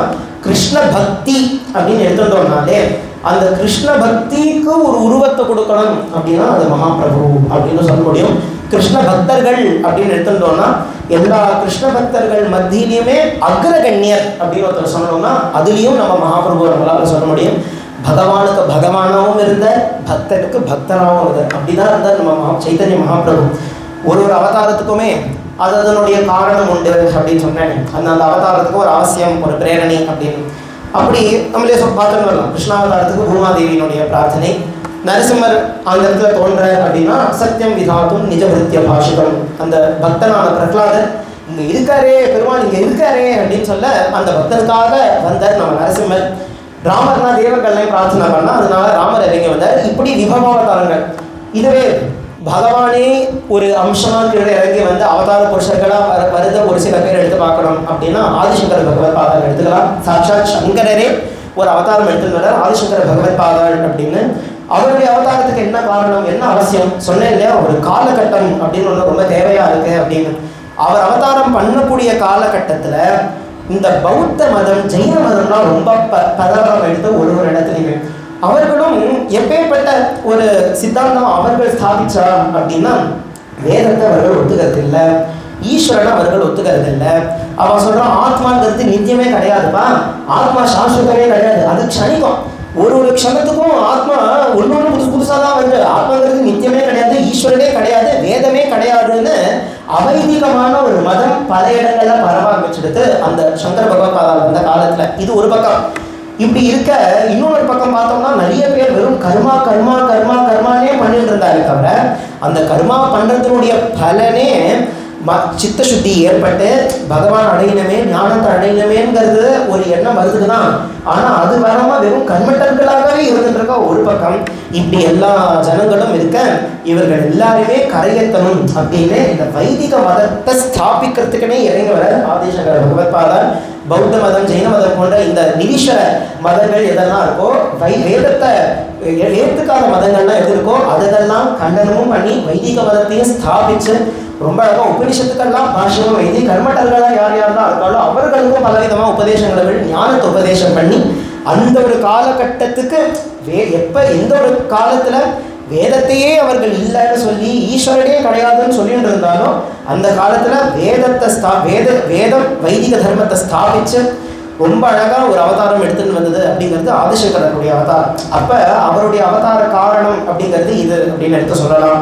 அடுத்ததா சுவாமி ராமானுஜாச்சாரியருடைய அவதாரம் அப்படின்னு எடுத்துட்டோம்னா ஆழ்வார்கள்லாம் பாடின எல்லா திவ்ய தேசங்களுமே ரொம்ப நலிஞ்சு போன ஒரு கட்டத்தில் அதெல்லாம் இருந்து கோவில்கள் எல்லாமே நிறைய இடிச்சு போச்சு, கோவில்கள்லாம் பார்த்துக்கிறதுக்கு ஜனங்கள்லாம் எல்லாரும் கம்மி ஆயிட்டா, 4000 திவ்ய பிரபந்தங்களுமே அது எப்பொழுதுமே ப்ராக்டிஸில் இருந்துகிட்டே இருக்கணுமே அதுவும் அங்கங்கே இல்லாத போல இருந்தது. இப்படி இருக்க இந்த ஆழ்வார்கள்லாம் பாடின திவ்ய தேசங்கள் அங்கே இருக்கக்கூடிய பெருமாள் இவா எல்லாரையுமே ஒரு உத்தாரணம் பண்ணணும்னு ஆசைப்பட்டு தான் எம்பெருமானாருடைய அவதாரம் அப்படின்னு ஏற்படுறது. 120 வருஷம் வாழ்ந்த அதில் 80 வருஷம் ஸ்ரீரங்கத்திலே இருந்த ஸ்ரீரங்கத்தில் மட்டும் இல்லாமல் என்னென்னலாம் கோவில்கள் இருக்கோ அந்தந்த கோவில்களுக்கெல்லாம் அழகாக திருப்பணி பண்ணுறதா இருக்கட்டும், அந்தந்த கோவிலுக்கு அந்தந்த இடத்துல ஒரு ஜிஆர் அப்படின்னு ஒருத்தர் அமைச்சு வைக்கிறதா இருக்கட்டும், அங்கங்கே எப்படிலாம் பெருமாளுக்கு ஆராதனை பண்ண வேண்டியது என்னென்னலாம் ரூல்ஸ் இருக்குது இதெல்லாம் எடுத்து கொடுக்கறதா இருக்கட்டும், இப்படி எல்லாத்தையுமே பண்ணி 4000 திவ்ய பிரபந்தங்களும் அந்தந்த க்ஷேத்திரத்தில் அவரவர்கள் அதை சொல்றதுக்கான ஒரு ஆப்பர்ச்சுனிட்டி எடுத்து கொடுக்கறதுக்கும் அதுக்கான உற்சவங்கள்லாம் ஏற்படுத்துறது ஒன்று இவ்வளவும் பண்ணி இப்படி ஆழ்வார்கள்லாம் பாடின திவ்ய தேசங்களும் பெருமாளையும் அங்கே இருக்கக்கூடிய அந்த ஜனங்களையும் இவர்களெல்லாம் உத்தாரணம் பண்ணுறது அப்படின்னு எம்பெருமானாருடைய அவதாரம் அப்படின்னு எடுத்து பார்க்க முடியும். அத்வைத்தமே ஒரு ரொம்ப காஷ்டமான அத்வைத்தமாக போயிடுச்சு ஒரு காலத்தில். அப்பேற்பட்ட அந்த காலத்தில் அதை கொஞ்சம் சரிப்படுத்தணும்னு வந்தவர் தான் மத்வாச்சாரியன். அப்போ அவர் தான் துவைத்தம் அப்படின்னு ஒன்று எடுத்துகிட்டு வர. இப்படி ஒரு அவதாரமே சொல்லலாம். ராமகிருஷ்ண பரமஹம்சர் அப்படின்னு எடுத்துட்டோம்னா ராமகிருஷ்ண பரமஹம்சருடைய அவதார காலம் அந்த காலகட்டம் எப்படி ஆகிட்டுனா அந்த ஈஸ்ட் இந்தியா கம்பெனியெல்லாம் வந்து அவர்கள்லாம் உள்ளே வந்ததுனால ரொம்ப வெஸ்டர்ன் இன்ஃப்ளூயன்ஸ் இந்த உலகத்துக்குள்ள நம்மளுடைய பாரதத்துக்குள்ள வர ஆரம்பிச்சு அதனாலேயே அவர்கள் சொல்றதெல்லாம் ஜனங்கள்லாம் கேட்டுட்டு அவங்களாம் சொல்ல கிருஷ்ணா ராமர்லாம் கிடையாதுப்பா, கிருஷ்ணர்லாம் கிடையாது, இதெல்லாம் நீங்கள் படிக்கிறீங்க புஸ்தகம்லாம் இதெல்லாம் ஏதோ மித்தாலஜி, இதெல்லாம் இது உண்மையான கதையே கிடையாது, இதெல்லாம் ஃபிக்ஷன், இதெல்லாம் நம்பவே கூடாது, என்ன நீங்கள் ஏதோ பொம்மைக்கெல்லாம் பூஜை பண்ணிட்டு இருக்கேன், பொம்மைக்கெல்லாம் பூஜை பண்ணாலும் ஒன்றும் வராதுப்பா. அந்த அளவுக்கு அவர்களுடைய ஐடியாலஜி அவர்கள் பேசக்கூடிய விஷயம் இந்த பாரதத்துக்குள்ள நுழைஞ்சு ஜனங்கள்லாம் மாற ஆரம்பிச்சு அவர்கள் அவாவா கலாச்சாரத்தை மறந்து போய் அவர்கள் ஷூ போட்டுக்கிறதும் கோட் சூட் போட்டுக்கிறதும் டை போட்டுக்கிறதும்னா அவர்கள்லாம் வெஸ்டர்னைஸாக ஆக அது மட்டும் இல்லாமல் இந்த ராமகதையெல்லாம் போய் கிருஷ்ண கதையெல்லாம் போய் இதெல்லாம் உண்மை கிடையாது, வாஸ்தவத்தில் அச்சையில் பகவான்லாம் இருக்காரா இல்லை அப்படின்னு உலகம் போக ராமகிருஷ்ணர் ஒருத்தர் அவதாரம் பண்ணி அவரே அப்பப்போ ஆஞ்சநேயருடைய பாவம் அவர் இடத்துல பிரகடனமாக இருது, சீதையை போல அவர் இடத்துல பாவம் பிரகடனமாக இருது, ராதையை போல அவர் இடத்துல பாவம் பிரகடனமாக இருது, அப்பேற்பட்ட பாவங்களெல்லாம் காமிக்கிறார். அவர் வாழ்க்கையில் இருந்ததே புராணத்தில் வரக்கூடிய என்னென்னலாம் சரித்திரங்கள் இருக்கோ அவர் வாழ்க்கை அதை நிரூபணப்படுத்துறது. அவர் அப்படிதான் காளியனோட பேசி காமிக்கிறார். என்னப்பா பொம்மை நான் சொல்கிறேன், சாட்சாத் தெய்வம் இங்கே தான் இருக்கா, நான் பேசுகிறேனே அப்படின்னு காளியோட பேசி காமிச்சு உயிர் இருக்கு, தெய்வம் இங்கே இருக்கார் அப்படிங்கிறத காமிக்கிறார். இப்படி அவருடைய காலகட்டம் இப்படி மாறுறதுனால அவர் அப்படி ஒரு அவதாரம் எடுத்துட்டு வந்து ஜனங்களெல்லாம் கரையத்தர இப்படி ஒரு அவதாரத்துக்கும் அந்தந்த அவதார காலகட்டம் அதற்கான காரணம் அப்படின்னு சொல்கிறோமே, அதில் சைதன்ய மகாபிரபுனுடைய அவதாரம் அப்படின்னு எடுத்துக்கணும். மகாபிரபுனுடைய அவதாரம் எடுத்துட்டோம்னா மகாபிரபு அவதாரத்துக்கு 2 காரணம் நம்மளால சொல்ல முடியும். ஒன்று ரசமான ஒரு காரணம், இன்னொன்று தர்மமான ஒரு காரணம். இது 2ஆ நம்மளால பார்க்க முடியும். முதல்ல வெளிப்படையான காரணம், எல்லாருக்குமே வெளிப்படையாக தெரியக்கூடிய ஒரு காரணம் என்ன அப்படின்னா தர்மத்தை காப்பாற்றுறதுக்காக மகாபிரபு வர அவருடைய காலகட்டத்தில் அவர் அவதாரம் பண்ணும் போதே அந்த வங்காள தேசம் அது எப்படி இருந்தது அப்படின்னா சாக்த உபாசனை ரொம்ப நிறைய இருந்தது. இப்போ சாக்த உபாசனை சக்தி உபாசனை பண்ணுறது தப்பு கிடையாது, உபாசனை பண்ணலாம். ஆனால் அந்த காலத்தில் அவர்கள்லாம் எப்படி உபாசனை பண்ணான்னா வாமாச்சாரம் அப்படிங்கிற விதத்தில் மது மைதுனம் மாடு அப்படின்னு இந்த மாதிரி ஒரு விதத்தில் அவர்கள்லாம் நிறைய பலி கொடுத்து நிறைய மதுபானம் பண்ணி இந்த மாதிரி வாமாச்சாரம் அப்படிங்கிற ஒரு ரீதியில சாக்த உபாசனை ரொம்ப ஜாஸ்தியாக எடுத்து அந்த காலத்துல. அப்பேற்பட்ட அந்த ஒரு காலத்துல யுக தர்மமான நாம சங்கீர்த்தனம் இது மறைஞ்சு போயிட்டான். யுக தர்மமான நாம சங்கீர்த்தனம் நிறைய பேர்லாம் சொல்லாத போய் அவர்களுக்கெல்லாம் மறைஞ்சே போயிட்டான். அந்த நாம சொல்றதுக்கு மறந்தே போயிட்டான் நிறைய பேர். அப்படி இருக்க சாத்வீகமான இந்த ஒரு நாம சங்கீர்த்தனம் அப்படிங்கிற ஒரு தர்மத்தையும் இந்த ஒரு பாதையையும் இந்த உலகத்துல திருப்பியும் புனருத்தாரணம் பண்ணணும், ஸ்தாபிக்கணும்னே தான் மகாபிரபுனுடைய அவதாரமே. ரூப கோஸ்வாமி அப்படிங்கிறவர் நம்ம மகாபிரபுனுடைய சிஷ்யர். அவரே ஒரு ஸ்லோகம் ரொம்ப அழகா மகாபிரபுனுடைய அவதார காரணம் என்னன்னா நாம சங்கீர்த்தனத்தை கொடுத்து எல்லா ஜனங்களுக்கும் பிரேமைன்னு ஒரு ஐஸ்வர்யத்தை ஊட்டி விடுறதுக்கு தான் வந்திருக்க அப்படின்னு சொல்ற. அனர்ப்பித சரீஞ்சிராத கருணையாவதீர்ணः கலவு சமர்ப்பயிரும் உன்னதோஜ்வலரசாம் ஸ்வபக்திஸ்ரீயம் ஹரிஹி புரட சுந்தர த்யுதி கதம்ப சந்தீபிதா சதா ஹிருதய கந்தரே ஸ்புரது வஹ சச்சீநந்தனஹ. பகவான ஸ்லோகம் அவர் சொல்ற கருணையாவதீர்ணः கலவு அப்படின்னு. இந்த நாம சங்கீர்த்தனம் அப்படிங்கிற இந்த மார்க்கம் மறைஞ்சு போன ஒரு சமயத்துல பகவானே சாட்சாத் பரம கருணையினால ஒரு அவதாரம் எடுத்துட்டு வரலாம். அவதாரம் எடுத்துட்டு வந்து வெறும் நாமத்தை மட்டும் அவர் எல்லாருக்கும் வாரி கொடுக்கல. நம்ம சைத்தன்ய தேவாசனத்திலே கடைசியில் என்ன பாடுறோம்? கிருஷ்ண பிரேம எனும் அருளீனே என்னையும் நீராட்டிடுவாயே சைத்தன்ய தேவா சரணம். இந்த நாமத்தை கொடுத்து கொடுத்து கொடுத்து நாம மூலமாகவே பகவான்கிட்ட பிரேமை அப்படிங்கிற ஒரு சொத்தையும் நம்ம இடத்துல கொடுத்துடுறாரு. அதுதான் இந்த இடத்த சொல்ற இவருடைய அவதாரத்துல சாதாரணமான லௌகீக சொத்து, லௌகீக ஐஸ்வர்யம், இந்த பணம் பட்டம் பதவி இதெல்லாம் அவர் கொடுக்கறதுக்கு வரலையா. எதற்கு வந்தார்னா சமர்ப்பயிதும் உன்னதோஜ்வலரசாம் ஸ்வபக்தி ஸ்ரீயம். பக்தி அப்படின்னு ஒரு ஐஸ்வர்யம், பக்தின்னு ஒரு ஸ்ரீ. இந்த பக்திங்கிற சொத்தை எல்லாருக்கும் வாரி கொடுக்கணும்னு ஆசைப்பட்டுதான் இந்த நாமத்தை எடுத்துட்டு வந்து மகாபிரபு கீழே இறங்கி வர. ஹரிஹி புரட சுந்தர த்யுதி கதம்ப சந்தீபிதா சதா ஹிருதய கந்தரே ஸ்புரது வஹ சச்சீநந்தனஹ. அதே யசோதானந்தனன் இந்த ஒரு அவதாரம் எடுக்கும் போதே சச்சீநந்தனன் அப்படின்னு சச்சி மாதாவுடைய குழந்தையாக அந்த பிரபு மகாபிரபு கருணையோடு இறங்கி வந்து நாமத்தை மட்டும் கொடுக்காம கிருஷ்ண பிரேமையும் சேர்த்து கொடுத்தாரே, அவர் என்னைக்குமே என்னுடைய ஹிருதயத்துல இருந்துட்டே இருக்கட்டும் அப்படின்னு ரூப கோஸ்வாமி ரொம்ப அழகா ஒரு ஸ்லோகம் சொல்ற. இதுலேருந்தே நமக்கு அவருடைய வெளிப்படையான காரணம் ஏன் மகாபிரபுடைய அவதாரம் ஏற்பட்டது. அவர் அவதாரம் பண்ண காலத்துல வாமாச்சாரம் ரொம்ப ஜாஸ்தியா இருந்தது. அப்பேற்பட்ட ஒரு ஆராதனை இல்லாம சாத்வீகமா நாம சங்கீர்த்தனத்தினால அதுவும் சுலபமா பகவான் அடையிறதுக்கான வழி நாமா அப்படிங்கிறத பிரகடனப்படுத்தணும்னே எடுத்துட்டு வந்த வெளிப்படையான ஒரு காரணம் தர்மத்தை ஸ்தாபிக்கிறதுக்காக. அந்தரங்கமான ஒரு காரணமும் உண்டு, ரசமான காரணம் அப்படின்னு நம்ம சொல்றோமே. அப்பேற்பட்ட அந்தரங்கமான காரணம் பகவானுடைய அவதாரம்னு எடுத்துட்டானாலே பொதுவாக இதை நம்மளால பார்க்க முடியும். இது ரெண்டுமே பகவான் வச்சுட்டு தான் இறங்கி வருவேன். ஒரு சின்னதாக உதாரணம் சொல்லணும் அப்படின்னா அமிர்தமசனம் அப்படிங்கிற லீலை எல்லாருக்குமே தெரியும். இந்த பார்க்கடலை கடைஞ்சு அமிர்தத்தை தேவர்களுக்கெல்லாம் சம்பாதிச்சு கொடுக்குறார் பகவான். இப்போ அமிர்தமசனம் நடந்ததுக்கான வெளிப்படையான காரணம் என்ன? தேவர்களுக்கெல்லாம் அமிர்தம் வேணும், அதனால பகவான் வந்த பார்க்கடலை கடைஞ்ச அமிர்தத்தை கொடுத்தார். இதுதான் வெளிப்படையான காரணம். தேவர்கள் எல்லாம் கூட இதுக்குதான் பகவான் வந்திருக்காரோ அப்படின்னு அவன் நினைச்சிட்டு இருக்கா. ஆனால் பகவானுக்கு தான் தெரியும் அந்தரங்கமான காரணம் என்ன அப்படின்னு. வாஸ்தவத்தில் பகவான் வந்ததே எதற்காக அப்படின்னா ததஷ்டாபிரபூத் சாக்ஷாத் ஸ்ரீரமா பகவத் பரா ரஞ்சயந்தி திசகான்யா வித்யுத் சௌதாரிணி யதா. பகவான் அமிர்தமத்தனம் பண்ணதுக்கான காரணம் ஒண்ணுதான், என்னன்னா பிராட்டி இருக்கா. அமிர்தமத்தனம் பண்ணதான் அந்த க்ஷீராப்தியிலேருந்து பிராட்டி வந்தால் தானே கல்யாணம் பண்ணிக்கிறது. பகவான் பிராட்டியை விவாகம் பண்ணிக்கணும் தான் அமிர்தமத்தனமே பண்ணியிருக்காரு. இது பொதுவாக தேவர்களுக்கெல்லாம் கூட இது தெரியல. தேவாலாம் நினைச்சிட்டு இருந்தா அமிர்தத்துக்காக தான் வந்திருக்காரு, நமக்காக தான் வந்திருக்காரு. அதெல்லாம் இல்லைப்பா, அந்தரங்கமாக ஒரு காரணம் வச்சுட்டு இருக்காரு பகவான். அவர் பிராட்டியை விவாகம் பண்ணிக்கணும், ஸ்ரீனிவாசன் அப்படின்னு அவர் ஆகணும்னு ஆசைப்பட்டு தான் இந்த அழகான அமிர்தமச்சரம் அப்படிங்கிற லீலையை அவர் பண்றார். அதனால இப்படி ஒரு அந்தரங்கமான காரணமும் உண்டு, வெளிப்படையான ஒரு காரணமும் உண்டு.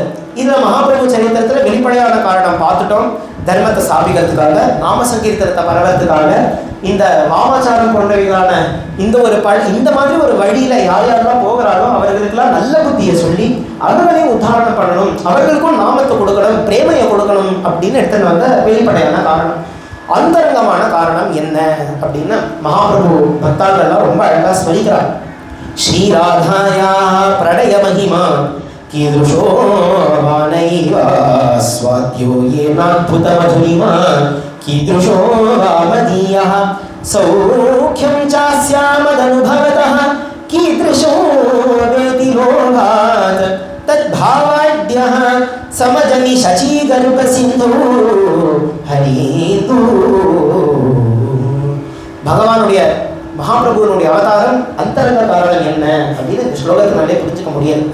ஒரு சமயம் கிருஷ்ணர் ராதையோடைய கிரகத்துக்கு போகணும் அப்படின்னு ஆசைப்படலை. ராதையோடைய கிரகத்துக்கு போகிறதுக்கு முன்னாடி கிருஷ்ணன் தன்னை எப்படி அலங்காரம் பண்ணிட்டு இருப்பான். எப்பொழுதுமே ரொம்ப மன்மதனாக இருக்கக்கூடியவர் நம்ம கிருஷ்ணர். இதுவும் ராதையோட வேலை போகணும்னு ஆசைப்படுறதுதான் அவர் இன்னுமே தன்னை அற்புதமாக அலங்காரம் பண்ணிக்கிறார். அவ்வளோ அழகாக அலங்காரம் பண்ணிட்டு ராதையோட கிரகத்துக்கு போகணும் அப்படின்னு வர, ராதையோட கிரகத்துக்குள்ளே போகிறதுக்கு முன்னாடி முதல்ல வாசலில் ஒரு பெரிய கண்ணாடி ஒன்று இருக்கும். அந்த பெரிய கண்ணாடியை பார்த்துட்டு தான் உள்ளே போகணும். இப்படி ராதையும் கிருஷ்ணனுடைய கையை பிடிச்சுட்டே உள்ளே கூட்டிகிட்டு போக ஒரு க்ஷணத்துக்கு மேலே இழுக்கிறா கிருஷ்ணன் வரவே மாட்டேங்கிறான். என்ன கிருஷ்ணன் வரமாட்டேங்கிறான்னு திரும்பி பார்த்தா அந்த கண்ணாடியே பார்த்துட்டு இருக்கானா. கண்ணாடியே பார்த்துட்டு இருக்கும் போதே ராதையை பார்த்து சொன்னா, ராதை நீ இது வரைக்கும் வாழ்க்கையில் என்கிட்ட பொய்யே சொன்னதில்லைன்னு நான் நினச்சேன். ஆமாம் கிருஷ்ணா, ஒரு வாரத்தை கூட நான் உங்ககிட்ட நான் பொய் சொன்னதே இல்லை, பெரிய பொய் சொல்லியிருக்கேன் அப்படின்னு சொன்னேன். என்ன பொய் சொன்னேன்? என்ன மாதிரி இந்த உலகத்தில் வேற யாருமே அழகில்லைன்னு நீ சொன்னேன். ஆமாம், இங்க யாரு அத்தி சுந்தரனா ஒருத்தர் நிற்கிறாரே அப்படின்னு. கோயம் ராதே சுகுமாரஹா கோயம் ராதே சுகுமாரஹா குட்டிலாலக விருத கோமளவதனா குவளையில் நீரோ நீரமணா கோயம் ராதே சுகுமாரஹா கோயம் ராதே சுகுமாரஹா ஏவம் ராதா प्रेम निमोदः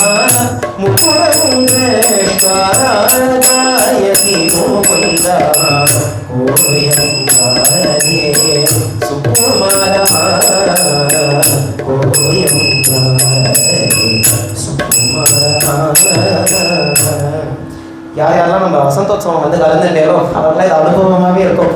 தினமும் பிரேமிக வரதன் புறப்பாடுக்கு ஏழை பண்ணிட்டு வர ஒரு கண்ணாடியில் கொஞ்ச நேரம் இருந்து இந்த பாட்டு தானே நம்ம எல்லாருமே பாடி அனுபவித்தோம். கிருஷ்ணரே தன்னுடைய அழகை பார்த்து ராதை இடத்துல கேட்குறாரு, யாருமா இவ்வளோ அழகாக இருக்கான்? கோயம் ராதே சுகுமாரஹா, ஆஹா குட்டிலால கவிதை கோமலை, அவ்வளோ அழகான சொல்லாத கேசங்கள்லாம் இருக்கே, அழகான கண்ணு தாமரை போல அழகான ஒரு கண்ணு இருக்கே, அவ்வளோ அழகாக பீதாவரம் தரிச்சுட்டு இருக்கானே, அவனுடைய கண்ணு பூர்வம்லாம் மன்மதனுடைய வில்லு போல அவ்வளோ அழகா இருக்கே, காமஜாப சமலலித ப்ரூகோடி, அழகான வக்ஷஸ்தலத்தில் அப்படி அவன் வனமாலையை தரிச்சுட்டு இருக்கானே, எவ்வளோ அழகா இருக்கான். ராதே இது யாரு? ஏன் என்கிட்ட போய் சொன்னேன்? என்ன மாதிரி அழகு யாருமே இல்லைன்னு சொல்றேன், என்னோட அழகா ஒருத்தன் இருக்காங்கன்னு சொன்ன உடனே சிரிச்சுன்னே சொல்றா, கிருஷ்ணா அது கண்ணாடி, நீ ஒன்னதான் பார்க்கற அப்படின்னு ராதாகிருஷ்ணர் இடத்துல சொன்னா, எப்பேற்பட்ட அழகு இருக்கணும் கிருஷ்ணர். நினைச்சு பாருங்க, கிருஷ்ணருடைய அழகுல நம்மெல்லாம் மோகிச்சு போறோம்லாம் இருக்கட்டும், கிருஷ்ணனுடைய அழகுல அவனே மோகிச்சு போறான். அதுதான் கிருஷ்ணாவதாரத்தினுடைய அழகு பெருமை. இதுக்கு பிரமாணம் உண்டு. ஸ்ரீமத் பாகவதத்துல திருத்தீய ஸ்கந்தத்துல வரக்கூடிய ஒரு ஸ்லோகம், உத்தவரும் விதுரரும் பேசிக்கிறார். இந்த சம்பாஷணையில வர ஸ்லோகங்கள்லாம் நம்ம மேலேயும் ஸ்மரிக்க போறோம் அற்புதமா சரித்திரத்திலேயே. அதுல ஒரு ஸ்லோகம், எப்பேற்பட்ட அழகு கிருஷ்ணருடையது அப்படின்னு உத்தவன் சொல்லும் போதே, என் மத்திய நீலோபைதம் ஸ்வயோகமாயா பலம் தர்ஷயதா கிரஹீதம் விஸ்மாபனம் ஸ்வஸ்ய சௌபகர்தே பரம் பதம் பூஷண பூஷணாங்கம். பகவானுடைய அழகு இந்த கிருஷ்ணாவதாரத்தில் எப்பேற்பட்டதா இருந்தது அப்படின்னா, விஸ்மாபனம் ஸ்வஸ்ய சௌபகர்தே, தான் அழகை பார்த்து தானே மயங்கி போறான் அப்படின்னா அந்த அளவுக்கு ஒரு அழகு கிருஷ்ணாவதாரத்தினுடைய அழகு. இன்னொரு ஸ்லோகம் சொல்லணும் அப்படின்னா, நவமஸ்கந்தத்துல கிருஷ்ணாவதாரம் ஆரம்பிக்கிறதுக்கு முன்னாடி ஒரு ஸ்லோகம் வருது. சுகர் சுருக்கமா கிருஷ்ணகதையை சொல்லியிருந்தார். அந்த இடத்துலையும் கிருஷ்ணருடைய அழகை வர்ணிக்கல. யஸ்யானனம் மகர குண்டல சாருகர்ண பிராஜத் கபோல சுபகம் சுவிலாசம் நித்யோத்சவः ந தத்ருபுः திஷபிः பிபந்த்யோ நாயோ நராஷ்ச முதிதாः குபிதா நிமேஷ்ச. அழகான ஸ்லோகம். யஸ்யானனம் மகர குண்டல சாருகர்ண பிராஜத் கபோல சுபகம் சுவிலாசஹாசம். அவனுடைய அழகான அந்த சுருள் சுருளான கேசபாதங்கள், அழகான கண்ணு, அழகான மூக்கு, அழகான அவனுடைய கபோலங்கள், அந்த மகர குண்டலம், அந்த குண்டலங்கள் அவன் அசைய அசைய அந்த குண்டலமும் அசைய அவன் கபோலங்கள் அது அப்படி முத்தம் கொடுக்க அவ்வளோ அழகான். இது எல்லாத்துக்கும் மேல ஒரு அழகு, ஒரு சிரிப்பு சிரிப்பானான். சுவிலாச ஹாசம். அந்த சிரிப்பிலே எல்லாரும் மயங்கி போயிடுவார். எவ்வளோதான் இந்த கிருஷ்ணனை பார்த்தாலும் திருப்தியே ஏற்பட மாட்டேங்கிறது. எவ்வளோதான் குடிச்சாலும் நித்தியம் நிரீட்சமானாம் எலபித்வாரகோகசாம் நைவ திருப்தியந்தி. எவ்வளவுதான் கண்ணனை பார்த்து பார்த்து பார்த்து இங்கேருந்து பக்கத்துல தான் ஓடி போய் பார்த்துட்டு வந்துடலாம் 30 நிமிஷத்துல. யாருன்னா இந்த பேருக்கு ஏற்ற ஒரு பெருமாள் ஆறாமுதன் அப்படின்னு. எவ்வளவுதான் கண்ணனால அந்த பிரபுனுடைய அழகை குடிச்சாலும் திகட்டவே திகட்டாது. அப்படி ஒரு அழகு இந்த கிருஷ்ணர். இந்த அழகுனால நாயோ நராஷ்ட முதிதாக எல்லா ஜனங்கள்லாம் இந்த அழகை பார்த்து சந்தோஷப்பட்டாங்க. ஒருத்தர்கிட்ட கோவப்பட்டா அப்படிங்கிறது. யார்கிட்ட கோவப்பட்டா அப்படின்னா, இந்த பிளிங்கிங்னு நம்ம பண்றோமே, கண்ணை மூடி கண்ணை திறக்காது அப்படின்னு, இமை கொட்டுறதை பார்த்து கோவப்பட்டாங்க. ஏன்னா அந்த மில்லி செகண்ட் கிருஷ்ண தர்ஷனம் ஏற்படுது. அந்த மில்லி செகண்ட் மிஸ் ஆயிடுத்தே அந்த ஒரு அழகு. அந்த ஒரு மில்லி செகண்ட் அவர் எப்படியோ சிரிச்சிருப்பாரு. அதனால் அது போயிடுத்தேன்னு இமை கொட்டதை அவர்கள் திட்டினான். குபிதா நிமேஷ்ட அப்படின்னு. அந்த அளவுக்கு அழகு பிரபு. நினைச்சு பாருங்க, கிருஷ்ணாவதாரம் எவ்வளோ அழகாக இருக்கும். ஜெகன்மோகன சுந்தரகாரன் அந்த பிரபு. அப்போ கிருஷ்ணன் நினைச்சுக்கிறாராம், நம்மளே நம்ம அழகை மயங்கி போறோம்னா ராதையெல்லாம் எப்படி அனுபவிப்பாளோ இந்த ஒரு அழகை. ராதை என்னை பார்த்தா அவ எப்படி பிரேமையோட இருப்பா, அவளுக்கு எப்பேற்பட்ட பக்தி இருக்கும்னு பகவானுக்கு ஒரு ஆசை வந்தது. என்னன்னா, ராதை எப்படி என்னை அனுபவிக்கிறாளோ அப்படி நான் என்னை அனுபவிக்கணும் அப்படின்னு ஆசைப்பட்டாரா பகவான். அப்படி ஆசைப்பட்டதுனால பகவானே ஒரு அவதாரம் எடுத்துன்னு வர. ஸ்ரீராதாயாஹ பிரணய மகிமா கீதுஷோ வானைவா ஸ்வாத்யோ ஏனாத்புத மதுரிமா கீதுஷோ வாமதீயஹ சௌக்கியம் சாஸ்யா மதனுபவதஹ கீதுஷம் வேதிரோ பாத் தத்பாவட்யஹ சமஜனி சசீகர்ப சிந்தோ ஹரிந்தோ. இந்த ஒரு ரசத்தை அனுபவிக்கணும், ராதையினுடைய பிரேமையை அனுபவிக்கணும். ராதை எப்படி என் இடத்துல பக்தி பண்ணாலும் அந்த மாதிரி ஒரு பக்தியை நான் பண்ணணும்னு ஆசைப்பட்டு ராதாயாக பிரணய மகிமா, அந்த பிரணயம், அந்த விரகம், அந்த பக்தியை ஒரு தடவை வாழ்ந்து இருக்கணும்னு கிருஷ்ணர் அவதாரம் எடுத்தார். அதுதான் மகாபிரபுடைய அவதாரம், அதுதான் கிருஷ்ண சைத்தன்யனுடைய அவதாரம். சாட்சாத் ஜெகநாதரே தானே இறங்கி வந்திருக்கார். ஜெகநாதரோட தானே ஐக்கியமும் ஆதரவு. கடைசியில ஜெகநாதரும் அப்படிதான் இருக்கார். ஜெகநாதரும் அவருடைய உருவம் நம்ம பார்த்தோம்னா அவரே உருகி போய் தானே இருக்கார் ஜெகநாதன். ஜெகநாதர் எப்படி இப்படி உருகி போயிருக்கார் அப்படின்னு கேட்டான். ஜெகநாதர் அவர் பலபத்ரா சுபத்ரா இவங்க 3 பேரும் சேர்ந்து அவருடைய அத்தையை பார்க்கறதுக்கு சுத்ததேவின்னு பேரு. அத்தை பூரி பிரதேசம் அந்த இடத்துல தான் இருக்கா. அப்ப அத்தையை பார்க்கணும்னு ஒரு தடவை வரா. அப்ப அவர்கள் ரத்தத்துல ஏறிண்டு வரா. அதுதான் இன்னி வரைக்கும் ரத்தோத்சவம் அப்படின்னு நம்ம கொண்டாடுறது. ரத்தத்துல ஏறிண்டு அவன் அத்தையை பார்க்கணும்னு வந்து கொஞ்ச நாட்கள் அங்கே இருக்கும் போதே உத்தவன் அந்த இடத்துல வந்து ராதை எப்படி இருக்கா அப்படின்றதெல்லாம் விசாரிப்பாங்க. கிருஷ்ணன் பிருந்தாவனத்துல எல்லாம் எப்படி இருக்கா, கோகுலத்துல எல்லாம் எப்படி இருக்கான்னு. அப்படி ராதை எப்படி இருக்கான்னு விசாரிக்கும் போதே ராதையினுடைய விரகம், ராதையினுடைய பக்தி, அவள் எப்படி எப்படிலாம் தவிக்கிறா, உங்களை விட்டு ஒரு க்ஷணம் இருக்க முடிய மாட்டேங்கிறது, உங்களையே ஸ்மரிச்சுட்டு இருக்கான்னு அவளுடைய பிரணயத்தையும் அவளுடைய விரகத்தையும் அவளுடைய பக்தியும் சொல்ல சொல்ல சொல்ல பகவானுக்கு என்ன அர்த்தம்னா அவர் உருகியே போயிடுறாரா. அதுதான் சிஷி அண்ணா சொல்ற, கதாச்சின்னீலாத்ரே ஸ்தடபுதி சரண்முத்தவ முகாத் பரம் ராதா தேவ்யா விரஹ ஜனிதம் தீனவசனம் சமாகர்ண்யக்லானிம் வபுஷி நிதராம் பிராப்தவனகம் கதா வீக்ஷே கிருஷ்ணம் ஹரதர சுபத்ரா சஹச்சரம்.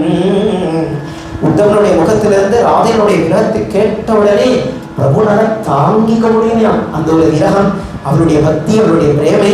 அதை கேட்டு கேட்டு கேட்டு இவர் அப்படியே உருகி போயிட்டார். அந்த இவர் உருகி போறதை பார்த்து பலபத்ரர் அப்படியே உருகி போறார். அவர் உருகி போறதை பார்த்து சுபத்ராவும் அப்படியே உருகி போனா. அப்படிதான் இன்னி வரைக்கும் இவர்கள் 3 பேருமே நமக்கு பூரி ஜெகநாத கஷேத்திரத்திலையும் இந்த குட்டீரத்திலேயுமே நமக்கு தர்ஷனம் கொடுக்கிறார்.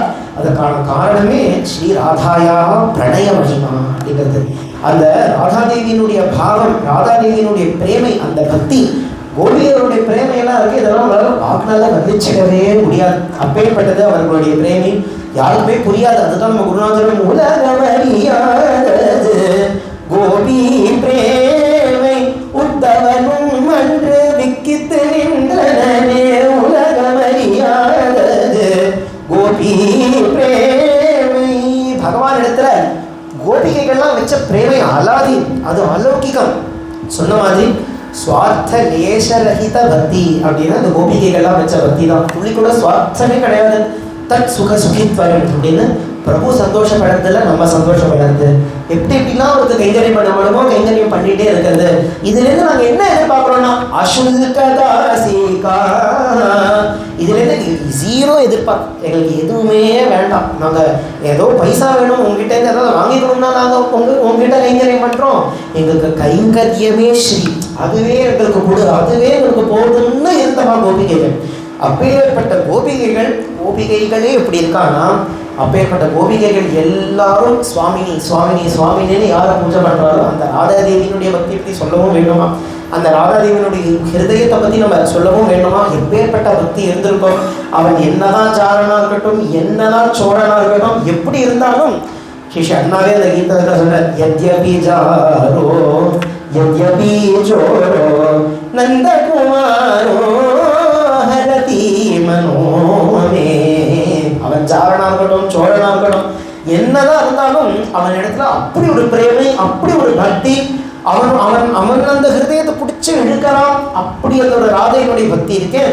இந்த ராதையினுடைய பக்தி, ராதையினுடைய பாவம், இது ஒரு தடவை வாழ்ந்து பார்க்கணும்னு ஆசைப்பட்டுதான் மகாபிரபு அப்படின்னு கிருஷ்ணரே சாட்சாத் யசோதா நந்தனன் திருப்பியும் சஜீகர்ப சிந்தம் ஹரிந்து அப்படின்னு சஜீகர்ப சமுத்திரத்தில் ஒரு சந்திரன் அப்படி உதிக்கிறதா. யாருன்னா நம்ம மகாபிரபு அப்படிங்கிற ஒரு சந்திரன். அந்த சந்திரன் உதயமாகுது அப்படின்னு மகாபிரபு சரித்திரத்தை இதை நம்மளால நிறைய பார்க்க முடியும். மகாபிரபு அங்கங்கே டக்கு டக்குன்னு பகவத் பாவத்தில் இருந்துருவார்.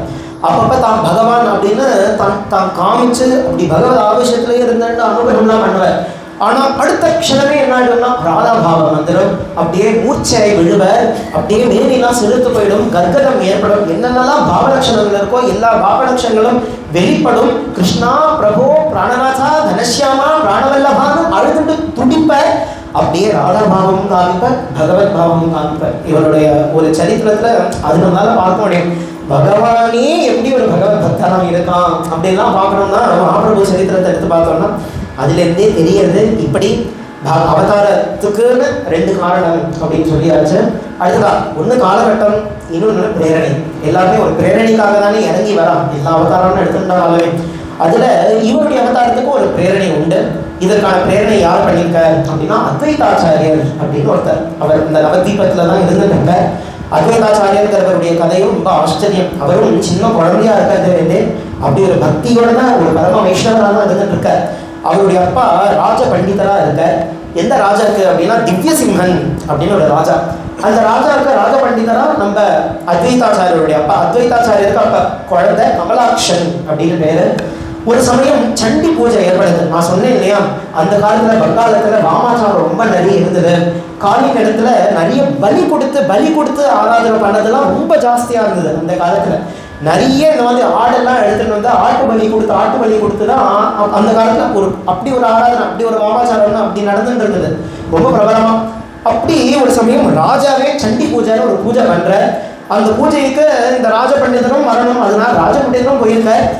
பண்டிதர் போறாருன்னா ஒரு நாள் குழந்தையும் கூட்டின்னு போறார். யாருன்னா கமலாட்சன், அந்த அத்வைதாச்சாரியர். குழந்தையும் போறா அப்பாவோட போகும்போதே பார்த்தா அந்த பூஜைக்கெல்லாம் சாமான்கள்லாம் தயாரா இருக்கு. ஆனா இன்னொரு பக்கம் பார்த்தா நிறைய ஆடா எடுத்துட்டு வரான். ஆடெல்லாம் எதற்காக எடுத்துட்டு வரா அப்படின்னு பார்த்தா கடைசியில் ஒரு ஆடையுமே பலி கொடுக்குறா. அந்த இடத்துல யாருக்குன்னா காளி. இப்படி பலி கொடுக்கறத பார்த்த உடனே கமலாட்சன் கண்கள் இருந்து ஜலமா வருது. அழுதுண்டே பார்த்துட்டு இருக்கான். ராஜா அந்த இடத்துக்குள்ள வர, ராஜா கவனிக்கிற. எல்லாருமே ராஜா உள்ள வந்ததும் ராஜாவையும் தேவியும் ஒரு தடவை சேவிக்கிறார். ஆனா இவர் உள்ள வந்ததுக்கு அப்புறம் ராஜா பார்க்கலாம், இந்த கமலாட்சன் நமஸ்காரம் பண்ணல, தேவியும் நமஸ்காரம் பண்ணல, தன்னையும் நமஸ்காரம் பண்ணல. அப்ப ராஜாவே கேட்கிறார், என்னப்பா ராஜ பண்டிதருடைய பையன் தானே நீ, அப்ப உனக்கு ராஜ சபையில எல்லாம் நடந்துக்கணும்லாம் நல்லா தெரியும்ல. சண்டி பூஜை நடக்கிறது, காளிக்கு பூஜை நடக்கிறது, காளிக்கு ஒரு நமஸ்காரம் பண்ண வேண்டாமா? ராஜா வந்திருக்கேன், எனக்கு ஒரு நமஸ்காரம் பண்ண வேண்டாமா? என்ன நமஸ்காரம் பண்ணாம என்ன இருந்துட்டு இருக்க அப்படின்னு கமலாட்சனை பார்த்து கேட்கிறேன். அதுக்கிட்டே அந்த குழந்தை கேட்கறது, ஆமா காளி நீங்க பூஜை பண்றேனே, காளி யாரு அப்படின்னு கேட்டா, காளி யாரா? ஜெகன்மாதா அப்படின்னு சொல்ற. ஜெகன்மாதா தானே. ஜெகன்மாதானா உனக்கும் எனக்கும் மட்டும் அம்மா இல்ல, அங்க இருக்கக்கூடிய ஒரு ஆட்டுக்கும் அந்த ஜெகன்மாதா தானே அம்மா. ஆமா, தன்னுடைய குழந்தையே தான் முன்னாடி வெட்டி கொடுத்தானா அந்த அம்மாக்கு எப்படி இருக்கும்? அப்ப ஜெகன்மாதானா கூப்பிட்டதான் முடியுமா? இந்த மாதிரி ஒரு தெய்வத்தை நான் நமஸ்காரம் பண்ணவே மாட்டேன், அதுல சந்தோஷப்படுற தெய்வம்னு இருந்தா நான் அதை நமஸ்காரம் பண்ண மாட்டேன் அப்படின்னு உன்னையும் நமஸ்காரம் பண்ண போறது இல்லை, இங்கேயும் நான் நமஸ்காரம் பண்ண போறது இல்லை. அந்த குழந்தை சொல்லும் போதே புரியுறது அந்த ராஜா. அப்பதான் அவருக்கே தெரியுது, அம்பாள் எப்பேற்பட்டவா, ஜெகன்மாதா தானே, அவளுக்கு இந்த மாதிரி ஆராதனை பிடிக்குமா என்ன? தன்னுடைய ஒரு ஜீவனமும் ஒரு ஜந்துவும் தான் குழந்தை தானே. அப்ப அந்தந்த ஆடெல்லாம் வதம் பண்ணானா, அது பலின்னு கொடுத்தானா அதுல சந்தோஷப்படுவாங்க என்ன? காளி சந்தோஷப்பட மாட்டா இல்லையா? இது இந்த குழந்தை சொன்னது அவருக்கு ராஜாவுக்கு புரியாது. அன்னிலிருந்து ராஜாவும் இந்த மாதிரி பலி கொடுக்கறதெல்லாம் நிறுத்தினர். ராஜா நிறுத்தினர். ஆனா அவர் நிறுத்ததுனால மேபி அந்த ஊர்ல இருக்கிறவாலாம் ராஜா நிறுத்திருக்கலாம். ஆனாலும் நிறைய இடங்கள்ல இன்னும் அந்த மாதிரி வழி கொடுக்கறது வாமாச்சாரத்துல பலவிதமா அவர்கள் இன்னுமே அந்த வழியில இருந்துட்டு இருக்கா. அப்படி இருக்கிறத பார்த்து கமலாட்சன் நினைச்சுட்டான், அழகா இவர்கள் எல்லாம் கரையிறதுக்கு அதாவது வேணுமே அப்படின்னு அந்த குழந்தை நினைக்கிறது. அந்த குழந்தையும் எப்படின்னா பல தேசங்களுக்கெல்லாம் போய் யாத்திரையெல்லாம் பண்ணி, நம்ம தமிழ்நாடு பிரதேசத்துக்கெல்லாம் கூட நிறைய வந்து இங்க இருந்தெல்லாம் கூட நிறைய கத்துண்டு அத்வைத சித்தாந்தத்தை வேதாந்தத்தை நல்லா கத்துட்டு இருக்க. அப்படி நல்லா கத்துக்கிறதுனாலே கமலாட்சன் அப்படிங்கிறவருக்கு அத்வைதாச்சாரியர் அப்படின்னு ஒரு பேர் வந்துடுறது. அத்வைதம் அப்படின்னு எடுத்துட்டோம்னா அதுல ஒரு சிம்மமா இருக்க, அவரோட அத்தாரிட்டியா இருக்க அத்வைதாச்சாரியர். அப்பேற்பட்டவர் ஒரு சமயம் நம்ம மாதவேந்திரபுரி அப்படின்னு ஒரு மகாத்மா, அவருடைய சரித்திரமும் நம்ம பார்க்க போறோம் இன்னும் சில நாட்கள்ல. ஏன்னா மாதவேந்திரபுரியினுடைய சரித்திரம் அவருடைய சிஷ்யர்கள் ஒட்டியே மகாபிரபு சரித்திரத்துல நிறைய சம்பந்தங்கள், நிறைய பேரோட ரிலேஷன் ஏற்படுது. மாதவேந்திரபுரிக்கும் இவருக்கும் வர ஒரு சம்பந்தத்திலேயே மாதவேந்திரபுரி அப்படிங்கிற ஒரு மகாத்மா, அவரிடத்துல நம்ம அத்வைதாச்சாரியர் அழுதுன்னே இந்த விஷயங்கள்லாம் சொல்றார். இந்த காலத்துல வாமாச்சாரம் ரொம்ப ஜாஸ்தியா இருக்கு, இந்த மாதிரி மது மைதுனம் மாதுன்னு எல்லாருமே பலவிதமா இப்படிலாம் ரொம்ப ஒரு தாமசமான ஒரு வழியில இவர்கள்லாம் ஜனங்கள்லாம் போயிட்டு இருக்கா. இப்போ நிறைய பலி கொடுக்கறது இப்படிலாம் எல்லாம் வாழ்ந்துட்டு இருக்கா. இப்பேற்பட்ட ஜனங்களுக்கெல்லாம் பகவான் அடையறதுக்கான வழியே தெரிய மாட்டேங்கிறது. அதெல்லாம் காமிச்சு கொடுக்கறதுக்கு யாராவது அதை வரமாட்டாளா? இப்படி தாமசமா ரொம்ப ராஜசமா எடுக்கிறது. ஒரு சமய காலகட்டத்துல சாத்வீகமான ஹரிபக்தினா எப்பேற்பட்டது, சாத்வீகமா மிகமான ஆராதனை பண்றதுக்கான வழி எப்பேற்பட்டதுன்னு கற்றுக் கொடுக்கறதுக்கு யாரும் வரமாட்டாளா? பகவான் ஒரு அவதாரம் பண்ண மாட்டான், ஒரு அவதாரம் பண்ண மாட்டான்னு அழுதுண்டே இருக்க. இப்போ மாதவேந்திரபுரி சொல்ற, கவலைப்படாத கமலாட்சா, நீ ஒன்று பண்ணு, நித்தியமும் உன் ஷாமசுந்தரனுக்கு நீ பூஜை பண்ணிட்டே வர இல்லையா, உன் கிருஷ்ணனுக்கு பூஜை பண்ணும் போதேலாம் அழுதுண்டே பண்ணு. என்னன்னா பிரபு நீ அவதாரம் பண்ண மாட்டியா? சீக்கிரமா அவதாரம் பண்ணி இந்த ஜனங்கள் எல்லாரையும் கரையேற்றணுமே, சாத்வீகமான ஒரு வழியை காமிக்கணுமே, நாம சங்கீர்த்தனங்கிற தர்மத்தை காமிச்சு எல்லாருமே உத்தாரம் பண்ணணுமே. பிரபு நீங்க அவதாரம் பண்ண மாட்டேலா, அவதாரம் பண்ண மாட்டேலா, அழுதுண்டே பூஜை பண்ணு, கவலைப்படாத, சீக்கிரமா அந்த பிரபுவே அவதாரம் பண்ணுவ அப்படின்னு சொல்ல அத்வைதாச்சாரியர் அழுது அழுது அழுது பூஜை பண்ணதுதான் பிரேரணை மகாபிரபுனுடைய அவதாரத்துக்கு. மகாபிரபுனுடைய அவதாரம் ஏற்பட க்ஷேத்திரமும் ஏற்பட்டது. மகாத்மாக்கள் அவதாரம் பண்ற ஒரு பூமியும் அப்பேற்பட்ட பவித்திரமான ஒரு பூமி, உயர்ந்த ஒரு பூமியா இருக்கும். நம்ம மகாபிரபுவும் தேர்ந்தெடுத்து அந்த ஒரு பூமியில பிறக்கிற போல இருக்கு இந்த நவத்வீபம் அப்படிங்கிற ஒரு க்ஷேத்திரம். இந்த நவத்வீபம் அப்படிங்கிறது கௌட தேசம் அப்படின்னு சொல்றது உண்டு. நவத்வீபம் கௌட தேசம்ங்கிறது ஆதிசங்கர் பகவத்பாதா காலத்துக்கு முன்னாடியிலிருந்து இருக்கிற ஒரு தேசம். எப்படி தெரியறது அப்படின்னா, ஆதிசங்கர பகவத்பாதாலே ஒருத்தர் குரு அப்படின்னு நம்பி போற, அவருக்கு என்ன பேர்? கௌடபாதன் அப்படின்னு அவருக்கு பேர். இந்த கௌடபாதன்கிறவர் இந்த கௌட தேசத்துல வாழ்ந்தவர் தான். அவரும் நல்ல வேதாந்த விஷயங்கள்லாம் அப்படித்தான் தெரிஞ்சு வச்சிருந்தவர். அவர் முக்கியமா ரெண்டு கிரந்தம் தான் பண்ணியிருக்கார். ஒன்று மாண்டூக்கிய உபனிஷத்து, ஒரு பெரிய உபனிஷத்து இருக்கு. அந்த மாண்டூக்கிய உபனிஷத்துக்கான காரிகை, அதற்கான ஒரு விஷயம் ஒரு கிரந்தமும் அவர் எழுதியிருக்கார். அடுத்தது உத்தரகீதா வியாக்கியானம் அப்படின்னு ஒரு கிரந்தம் எழுதியிருக்கார்.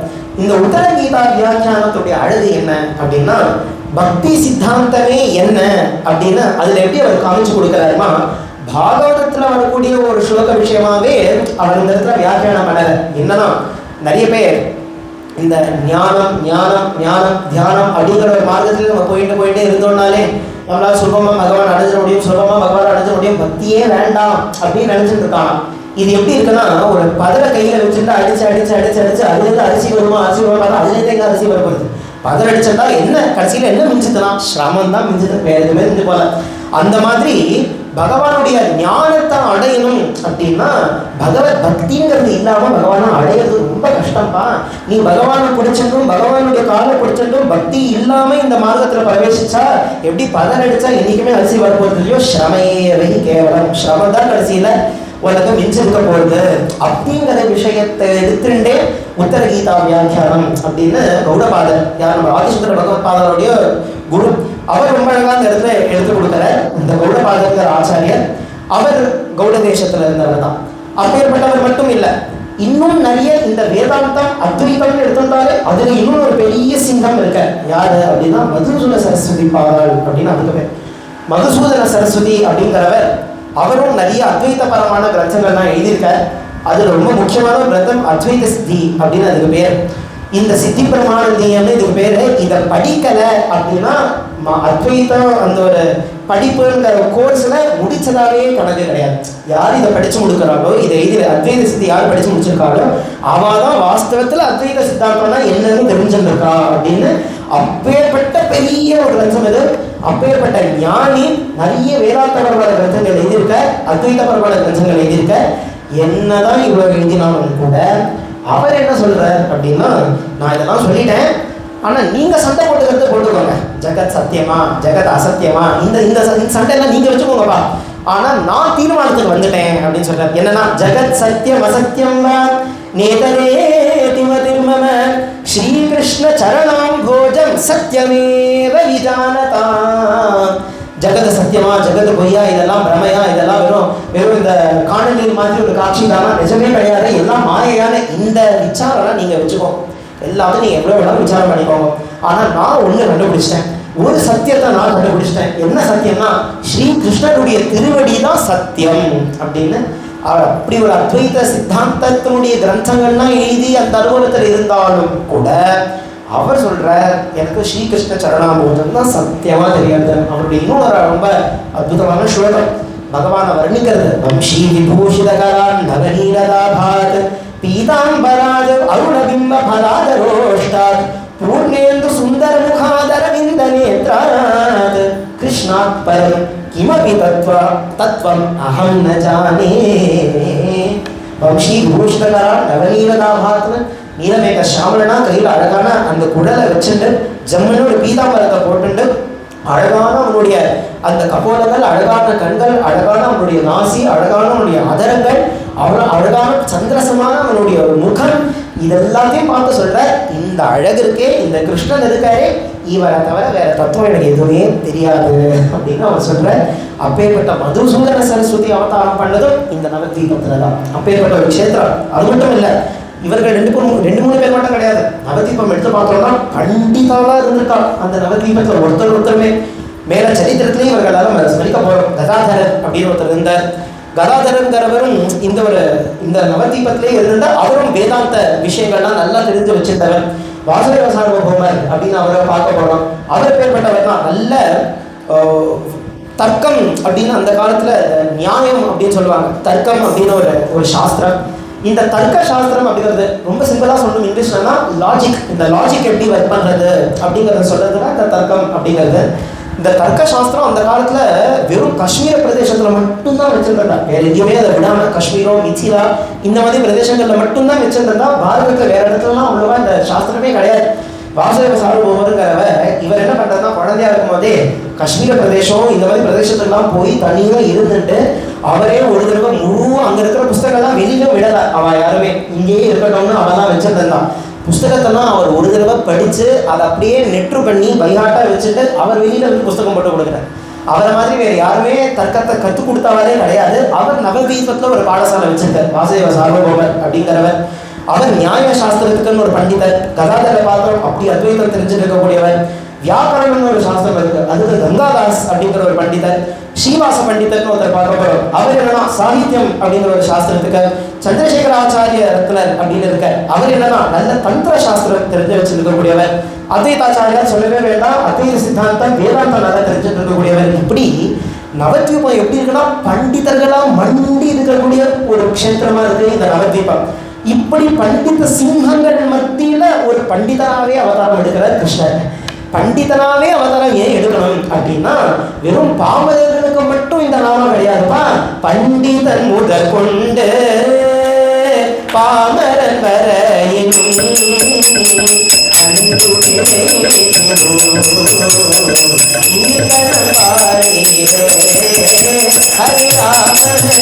ராம ராம ஹரே ஹரே கிருஷ்ண ஹரே கிருஷ்ணா கிருஷ்ண கிருஷ்ணா ஹரே ஹரே ஹரே ராம ஹரே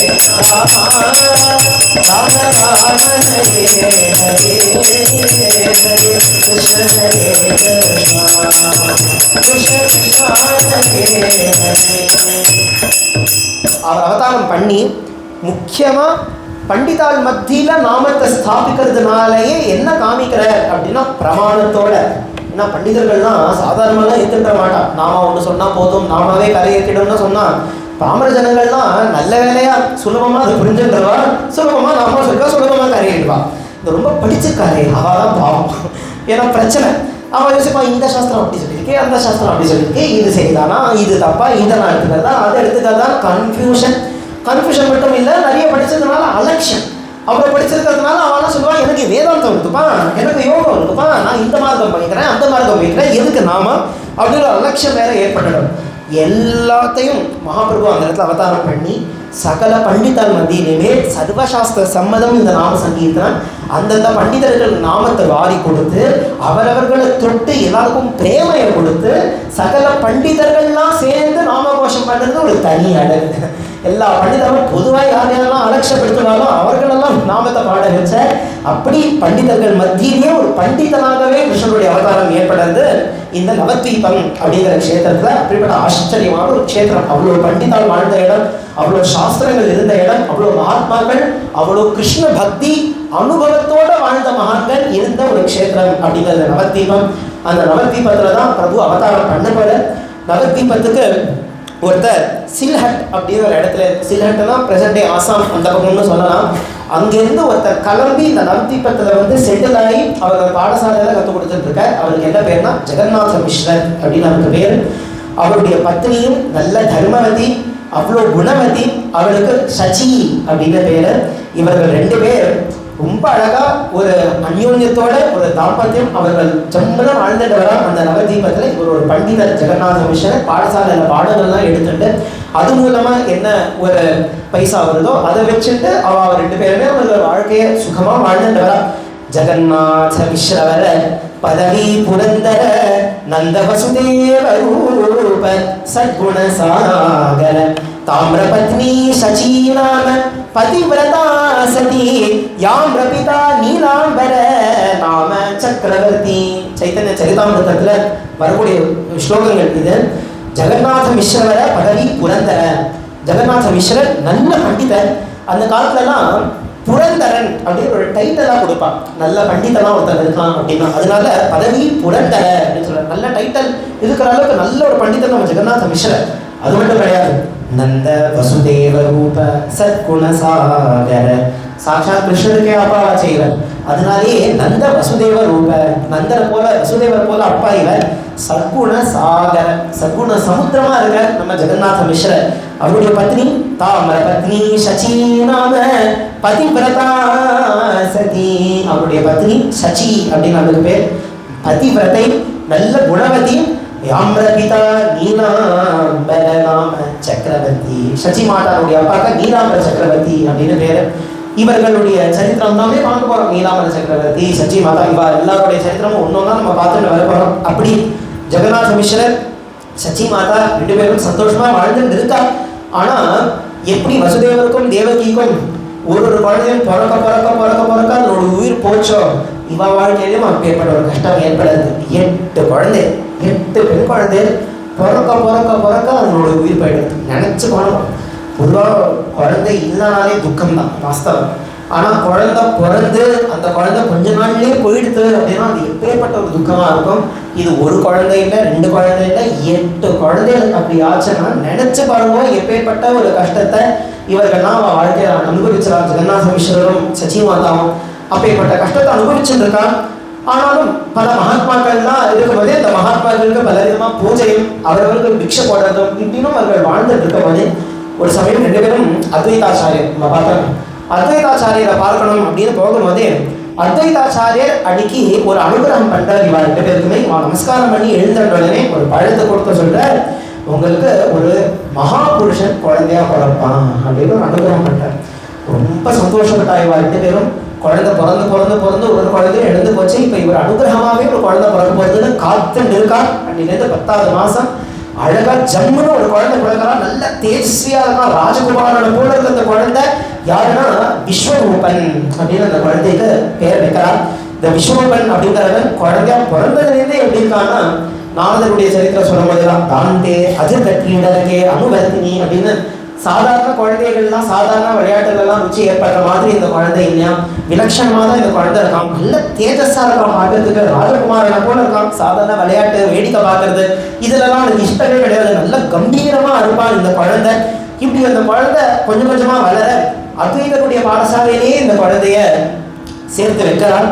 உபநயனம் குழந்தைக்கு பண்ணி வச்சு அத்வைதருடைய குருகுலத்திலேயே சேர்த்து வைக்க, அத்வைதருடைய குருகுலத்துல இந்த குழந்தை வளர்ந்துட்டு வரான். சாதாரண பாடசாலை கிடையாது அத்வைதருடைய பாடசாலை அப்படிங்கிறது. அது என்னன்னா வெறும் வேதாந்தம் கற்றுக் கொடுக்கறதுன்னு மட்டும் இல்லாம அது அனுபவத்துல வரணும், அனுபவத்துல வரணும். அது திருப்பி திருப்பி சொல்லிகிட்டே இருப்பேன். அது மட்டும் கிடையாது, சுஷ்க வேதாந்தமா கற்றுக் கொடுக்க மாட்டேன். வெறும் இந்த வேதாந்தம்னா ரொம்ப வரட்டு வேதாந்தமான பொருளாக கற்றுக் கொடுக்க மாட்டேன்.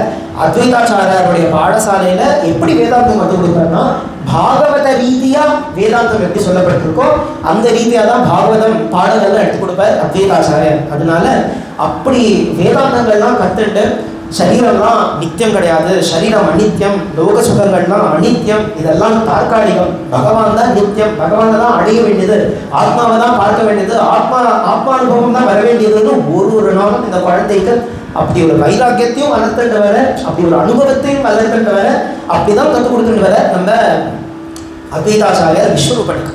ஒரு சமயம் இப்படி விஸ்வரூபன் கூட்டிட்டு அவ அப்பா அம்மா பாடசாலைக்கு வரணும் அப்படின்னு வரும்போது திருப்பியும் ஒரு தடவை நமஸ்காரம் பண்றாங்க. இந்த தடவை நமஸ்காரம் பண்ணி எழுந்துக்கும் போதே திருப்பி ஒரு அனுகிரகம் பண்ண ஒரு பழத்தை கொடுக்குறாரு. என்ன அனுகிரகம், என்ன பழம் அப்படின்னா, போன தடவை உனக்கு ஒரு மகா புருஷன் பிறப்பான் அப்படின்னு அனுகிரகம் பண்ண, இந்த தடவை உனக்கு ஒரு அவதார புருஷன் பிறப்பான் அப்படின்னு பழத்தை கொடுக்குறாரு. பழத்தை கொடுக்குனே ஆச்சரியம் இவர்களுக்கு அப்படி ஒரு சந்தோஷம் ஏற்படுது. இவ வயசும் எந்த அளவுக்கு வயசாயிடுது அப்படின்னா, இனிமே குழந்தையே பிறக்காது போல இருக்கு, அந்த அளவுக்கு ஒரு வயசு. பிரஜாஷாயா நிவிருத்தசிய பாகவதத்திலேயே நந்தனுக்கும் யசோதைக்குமே ஒரு வார்த்தை வரும். நந்தனும் யசோதையுமே இதுக்கு மேல குழந்தைய பிறக்காது போல இருக்குன்னு இருந்த ஒரு காலத்துலதான் ஜம்முன்னு ஒரு குழந்தை பிறகு சாட்சாத் பகவானே வர, அந்த மாதிரி ஒரு காலம் இவர்கள் 2 பேருக்கும்.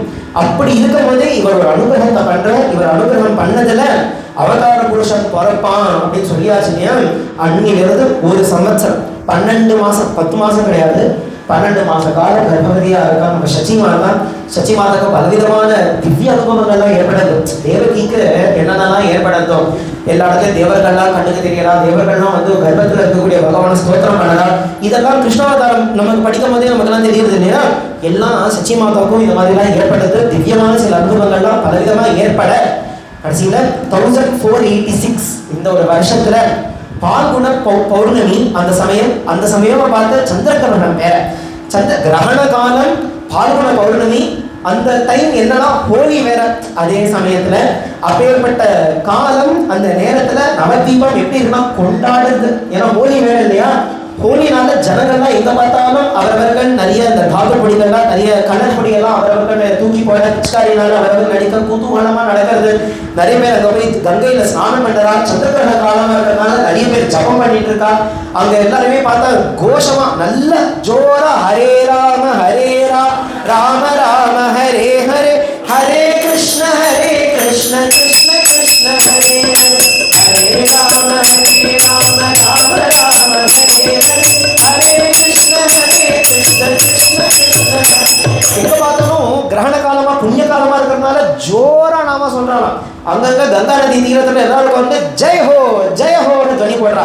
ஜெய ஜ்வய துவனி ஹைல சகல புவன சமத்கார ஹயாலோக பாவே மனே மன. நவதீபத்துல எல்லாருமே ஜெயகாலம் போட்டுட்டு இருக்கா, கங்கா ஸ்நானம் பண்ணிட்டு இருக்கா. ஒரு பக்கம் பார்த்தா ஜபம் பண்ணிட்டு இருக்கா, ஒரு பக்கம் பார்த்தா தீபங்கள்லாம் விட்டு இருக்கா கங்கையில, ஒரு பக்கம் பார்த்தா கலப்பொடியை தூவி அவர்கள்லாம் கொண்டாடிட்டு இருக்கா. கங்கையும் அப்படி செல அப்படி பிரவேசிக்கிறா. சுகந்தமான கந்தம் அந்த காத்துல வீசுறது. அப்படி ஒரு சூழ்நிலை உலகமே தன் அறியாம மகாபிரபு அவதாரம் பண்ண போல அப்படின்னு அந்த இடமே கொண்டாடுறது. அந்த ஒரு சமயம் फाल्गुने पूर्णिमायां तु राहुग्रस्ते निशाकरे अवतीर्णो गौरचन्द्रो जगदानन्दकारकः जातमात्रे जगन्नाथे सर्वत्र सकलैः नरैः यदृच्छया कृतं विष्णोः मधुरं नाम कीर्तनम्. அந்த சமயம் பால்குண பூர்ணிமா ஹோலி தினத்தன்னைக்கு ரொம்ப அற்புதமா நம்ம பிரபுனுடைய அவதாரம் அந்த இடத்துல ஏற்படுது. அவர் அவதாரம் பண்ண சமயம் எல்லாருமே ஜாத மாத்திரே ஜெகநாதே அங்க இருக்கிறவா எல்லாரும் எதிர்ச்சையா கிருத்தம் விஷ்ணு மதுரம் நாம கீர்த்தனம். அந்த நேரமா பார்த்து எல்லாருமே ஹரே ராம ராம ராம ஹரே ஹரே, ஹரே கிருஷ்ண கிருஷ்ண கிருஷ்ண ஹரே ஹரே, ஹரே ராம ராம ராம ஹரே ஹரே, ஹரே கிருஷ்ண கிருஷ்ண கிருஷ்ண ஹரே ஹரே, ஹரே ராம ராம ராம ஹரே ஹரே, ஹரே கிருஷ்ண கிருஷ்ண கிருஷ்ண ஹரே ஹரே, ஹரே ராம ராம ராம ஹரே ஹரே, ஹரே கிருஷ்ண கிருஷ்ண கிருஷ்ண ஹரே ஹரே. அவர் பிறக்கும் போதே நாம கோஷத்தோட தான் அவருடைய அவதாரம் ஏற்படுது. இன்னும் ஆச்சரியம் கிடையாது. கிருஷ்ணாவதாரத்திலையும் கிருஷ்ணனுடைய அவதாரம் ஏற்படும் போதே இப்படி நாம கோஷத்தோட தானே அவருடைய அவதாரம். அவர் அவதாரம் பண்ணதும் கூட அவரை தொட்டில போடும் போதே என்ன பண்றார்? அவாத்யந்த விசித்ராணி வாதித்ராணி மகோத்சவே கிருஷ்ணே விஸ்வேஸ்வரே அனந்தே நந்தஸ்ய விரஜமாகதே. ஜம்முன நாம சங்கீர்த்தனத்தோட தான் கிருஷ்ணாவதாரமும் ஏற்படுது. இங்கேயும் அப்படிதான். பிரபு இப்பதான் அவதாரம் பண்ண போற, இன்னும் அவதாரமே பண்ணல, அதுக்குள்ள எங்க பார்த்தாலும் நாம கோஷமா அப்படின்னு கேட்டா சிஷ்யன்னா அழகா சொல்லுவான். சூரியோதயம் ஏற்பட போறது அப்படின்னா அந்த சூரியன் ஆகாசத்து மேல வந்ததுக்கு அப்புறம் தான் வெளிச்சம் வருதான். என்ன அவன் வர்றதுக்கு முன்னாடியே எப்படி அந்த வெளிச்சத்தை பிரகாசப்படுத்திண்டு வராரோ அந்த மாதிரி அவதாரம் எடுக்கிறதுக்கு முன்னாடியே அவதாரம் எடுக்கும் போதே இந்த நாம கோஷம் எல்லா இடத்துலையும் பரவ ஆரம்பிக்கிறது. மகாபிரபு அப்படி ஒரு அவதாரம் எடுத்துட்டு வர அப்ப இந்த சமயம் பிரசவ வலி ஏற்படுறது இல்லையா? நம்ம சச்சி மாதாக்கு பிரசவ வலி ஏற்பட்டு அடடா யாருமே துணைக்கும் கிடையாது, யாருமே சகாயத்துக்கும் கிடையாதுன்னு மொல்லமா அப்படி வெளியில நடந்து வர ஒரு பெரிய வேப்ப மரம், அந்த மரத்துக்கு அடியிலே வந்தா அப்படியே சாஞ்சா சுகப்பிரசவமாவே ஜம்முன்னு நம்ம குழந்தை சாட்சாத் பகவானே அவதாரம் பண்ணற. இந்த குழந்தை ஒரு வேப்ப மரத்துக்கு அடியிலேயே பிறந்ததுனாலேயே குழந்தைக்கு நிமாயி அப்படின்னு பேர் வைக்கிறார். 8 குழந்தையெல்லாம் பிறந்து ஒரு குழந்தையா அந்த உயிர் போயிடுது இல்லையா? இந்த மாதிரி யாராவது கிரகத்துல குழந்தைலாம் நிறைய பிறந்து போயிடுது அப்படின்னா, அப்படி ஒரு குழந்தை மிராக்குலஸா பிறந்து வாழ்ந்துருக்கு அப்படின்னா அந்த குழந்தைக்கு என்ன பேர் வைக்கலாம்? வேம்போன்னு பேர் வைப்பா, இல்லை பிச்சைன்னு பேர் வைப்பா, இல்லை குப்பை அப்படின்னு இந்த மாதிரிலாம் பேர் வைப்பா. ஏன் அப்படின்னா, ஏதோ இவ்வளோ நாளாக குழந்தை பிறக்கலை பிறந்தும் போச்சு, ஆனால் பிரபு இப்போ நீ ஒரு பிச்சை போட்டிருக்கே, உன் பிச்சையில் தானே இந்த குழந்தை வாழ்ந்துட்டு இருக்கான் அப்படின்னு பிச்சை அப்படின்னு பேர் வைப்பா. இல்லைன்னா இந்த குழந்தைக்கு வேம்போன்னு பேர் வைப்பாராம். ஏன்னா கசக்கும் இல்லையா, நம்ம வேப்ப மரம் வேப்ப இலை அப்படின்லாம் கசக்கும். அதனால என்ன யோசிப்பானா, யமன் இந்த குழந்தை தூக்கி போகணும்னு பார்த்தானா, இல்லை இது கசக்கிறது அப்படின்னு விட்டுடுவாரோ அப்படின்னு ஒரு பேர் வேம்பு அப்படின்லாமும் பேர் வைக்கிறது உண்டு. அதனால அந்த மாதிரி சம்பிரதாயம் ஒன்று தான். ஒரு பிரதேசத்தில் ஒரு விதமாக பேர் வைப்பார். இங்கே வேம்புன்னு பேர் வைக்கிறது போல அங்கே நிமாய் அப்படின்னு ரொம்ப அழகாக இந்த குழந்தைக்கு ஒரு செல்லமாக ஒரு பேர் வைக்கலாம். சச்சி மாதா நிமாய் அப்படின்னு பேர். குழந்தை பிறந்ததும் அழகாக அதற்கான தொட்டிலாம் போட்டு அழகாக அந்த குழந்தைய அலங்காரம்லாம் பண்ணி அதற்கு தகுந்த நாள் அன்னைக்கு நாமகரணம் போன்றவைகள்லாம் பண்ணணும். அப்போ பிரேமையா வச்ச பேர் நிமாய் அப்படிங்கிற பேர். ஆனால் அவர்கள்லாம் ரொம்ப நாமகரணத்தில் வைக்கக்கூடிய பேர் என்னன்னா விஸ்வம்பரன் அப்படின்னு ஒரு பேர் இந்த குழந்தைக்கு வைக்கிறான். அண்ணாவுக்கு விஸ்வம்பரன் பேர், இவருக்கு விஸ்வம்பரன் அப்படின்னு பேர். வெறும் விஸ்வம்பரன் மட்டும் இல்லை, பலவிதமான நாமங்கள்னால அந்த ஜனங்கள்லாம் அவரை தெரிஞ்சுட்டான். விஸ்வம்பரோ நிமாயிஷ்ட கௌரோ கௌரஹரிஸ்ததா கிருஷ்ண சைதன்ய தேவஷ்ட கௌராங்கஷ்ட சசீசுதா. இந்த நாமங்கள்லாம் இருக்கு இவருக்கு. விஸ்வம்பரன் அப்படின்னு கூப்பிட்டது உண்டு, நிமாயி அப்படின்னு கூப்பிட்டது உண்டு, கௌராங்கன் அப்படின்னு கூப்பிட்டது உண்டு. ஏன்னா குழந்தை பிறகும்போதே தங்கரைன்னு சொன்னான், தங்கரைக்கு இருக்கிறதுனாலே கௌராங்கா அப்படின்னு பேரு. குழந்தையா இருக்கும் போதே எல்லாருமே கௌராங்கா அப்படின்னு கூப்பிட்டு பழக்கம் வந்துருது. ஆனால் கொஞ்சம் வயசானதும் அவர் கொஞ்சம் நல்லா பண்டிதரானதும் அவர் கொஞ்சம் மரியாதையை கொடுக்கணும் அப்படின்னு நம்மளாம் இப்போ யாராவது கூப்பிடணும் அப்படின்னா ஹரி வாங்கும் அப்படின்னு கூப்பிடுவோம் இல்லையா, அந்த மாதிரி கௌரஹரி அப்படின்னு பேர் இருக்கிறார். கௌரஹரி அப்படின்னு கூப்பிட்டது உண்டு. கிருஷ்ண சைதன்ய தேவஷ்ட சன்னியாசம் வாங்கின்ற போதே தான் இந்த தீட்சா நாமமா கிருஷ்ண சைத்தன்யர் அப்படின்னு நமக்கு பேர் ஏற்படுறது. கௌராங்கஷ்ட சச்சி சுதா, சச்சியினுடைய குழந்தை நிமாயி அப்படின்னு பலவிதமான பேர்கள் இருந்தாலும் கூட அம்மா வச்ச செல்லமான பேர் தான் பிரபலமா இருக்கு. ஏன்னா நிமாயி அப்படின்னு அவர் பண்டிதரானாலும் கூட அவர் நிமாயி பண்டிதரே அப்படின்னு தான் எல்லாருமே கூப்பிட்டு இருந்தா. அப்பேற்பட்ட அழகான நாமகரணம் இந்த குழந்தைக்கு அவர்கள்லாம் வைக்க, குழந்தை தூளியை வச்ச ஆட்டமாவே நிறைய ஜனங்கள்லாம் வந்து பார்த்துட்டு இருக்காங்க. குழந்தை எவ்வளோ அழகா இருக்குன்னு எல்லாருமே வந்து பார்க்குறான். ஆனா இந்த குழந்தையும் அழுதுண்டே இருக்கான், நிறுத்தவே மாட்டேங்கிறது, அழுதுண்டே இருக்கு. எல்லாரும் என்னவா இருக்கும்னு யோசிக்கிறா. சச்சி மாதா பார்க்கறா, பசியா இருக்குமான்னா அதுக்கு என்னதான் ஊட்டி விட்டாலும் அதுக்கு பசிதான் இல்லைன்னு தெரியுது. இல்லை ஏதாவது படுக்கல இந்த தூளியில் ஏதாவது சின்ன எறும்பு ஏதாவது இருக்கா, ஏதாவது கடிச்சுட்டான்னு பார்த்தாலும் எறும்பும் எதுவும் கிடையாது.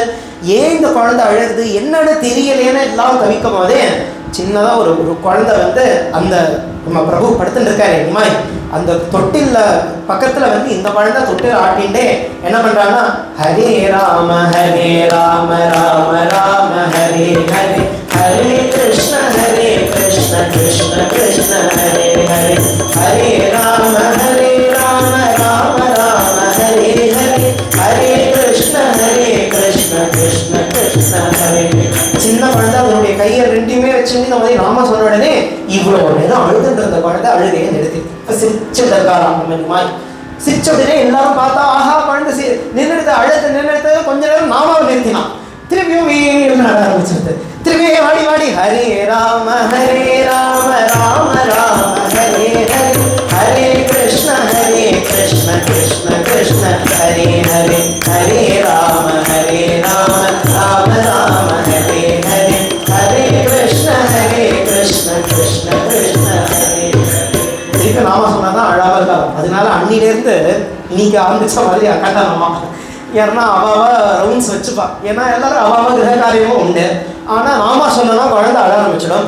அதனால என்ன சொல்லுவாரு, நீ வாடி நீ 1 மணி நேரம் நாம சொல்ல, நான் அதுக்குள்ள போய் வேலையை பார்த்துட்டு வரேன்னு சொல்லுவான். அடுத்த வாடி நீ வாடி நீ 2 மணி நேரம் நாம சொல்ல, அதுக்கு வேற நான் போயிட்டு வரேன்னு பிறந்ததுலேருந்து அக்கட நாம வச்சார் நம்ம மகாபிரபு. அப்படி நாமா சொன்னாதான் அவர் அழறதே நிறுத்துவார் அப்படின்னு அப்பலேருந்தே காமிக்கிறார். தனக்கு அந்த நாமத்து மேல இருக்கிற ருச்சியும் நாமத்தினுடைய ருச்சி எல்லாருக்கும் கொடுக்க போறாரு. ஆரம்பிச்சிட்டார் பாருங்க அக்கண்ட நாமா. ஃபர்ஸ்ட் டேல இருந்தே அக்கண்ட நாமா அப்படின்னு மகாபிரபு ஆரம்பிக்கிறார். அப்பேற்பட்ட நம்ம நிமாயி அவருக்கு அழகா நாமகரணம்லாம் பண்ணது நம்ம பார்த்தோம். விஸ்வம்பரோ நிமாயிஷ்ட கௌரோ கௌரஹரிஸ்ததா கிருஷ்ண சைத்தன்ய தேவஷ்ட கௌராங்கஷ்ட சசி சுதா. ஸ்ரீஷன்னா இந்த ஸ்லோகம் முடிச்சுட்டு அடுத்ததாவே சொல்ற, ஏதானி தஸ்ய நாமானி கர்ணமங்கலதானியஹ கீர்த்தயே தஸ்ய பக்தஸ்ய கலே தோஷோ வினஷ்யதி.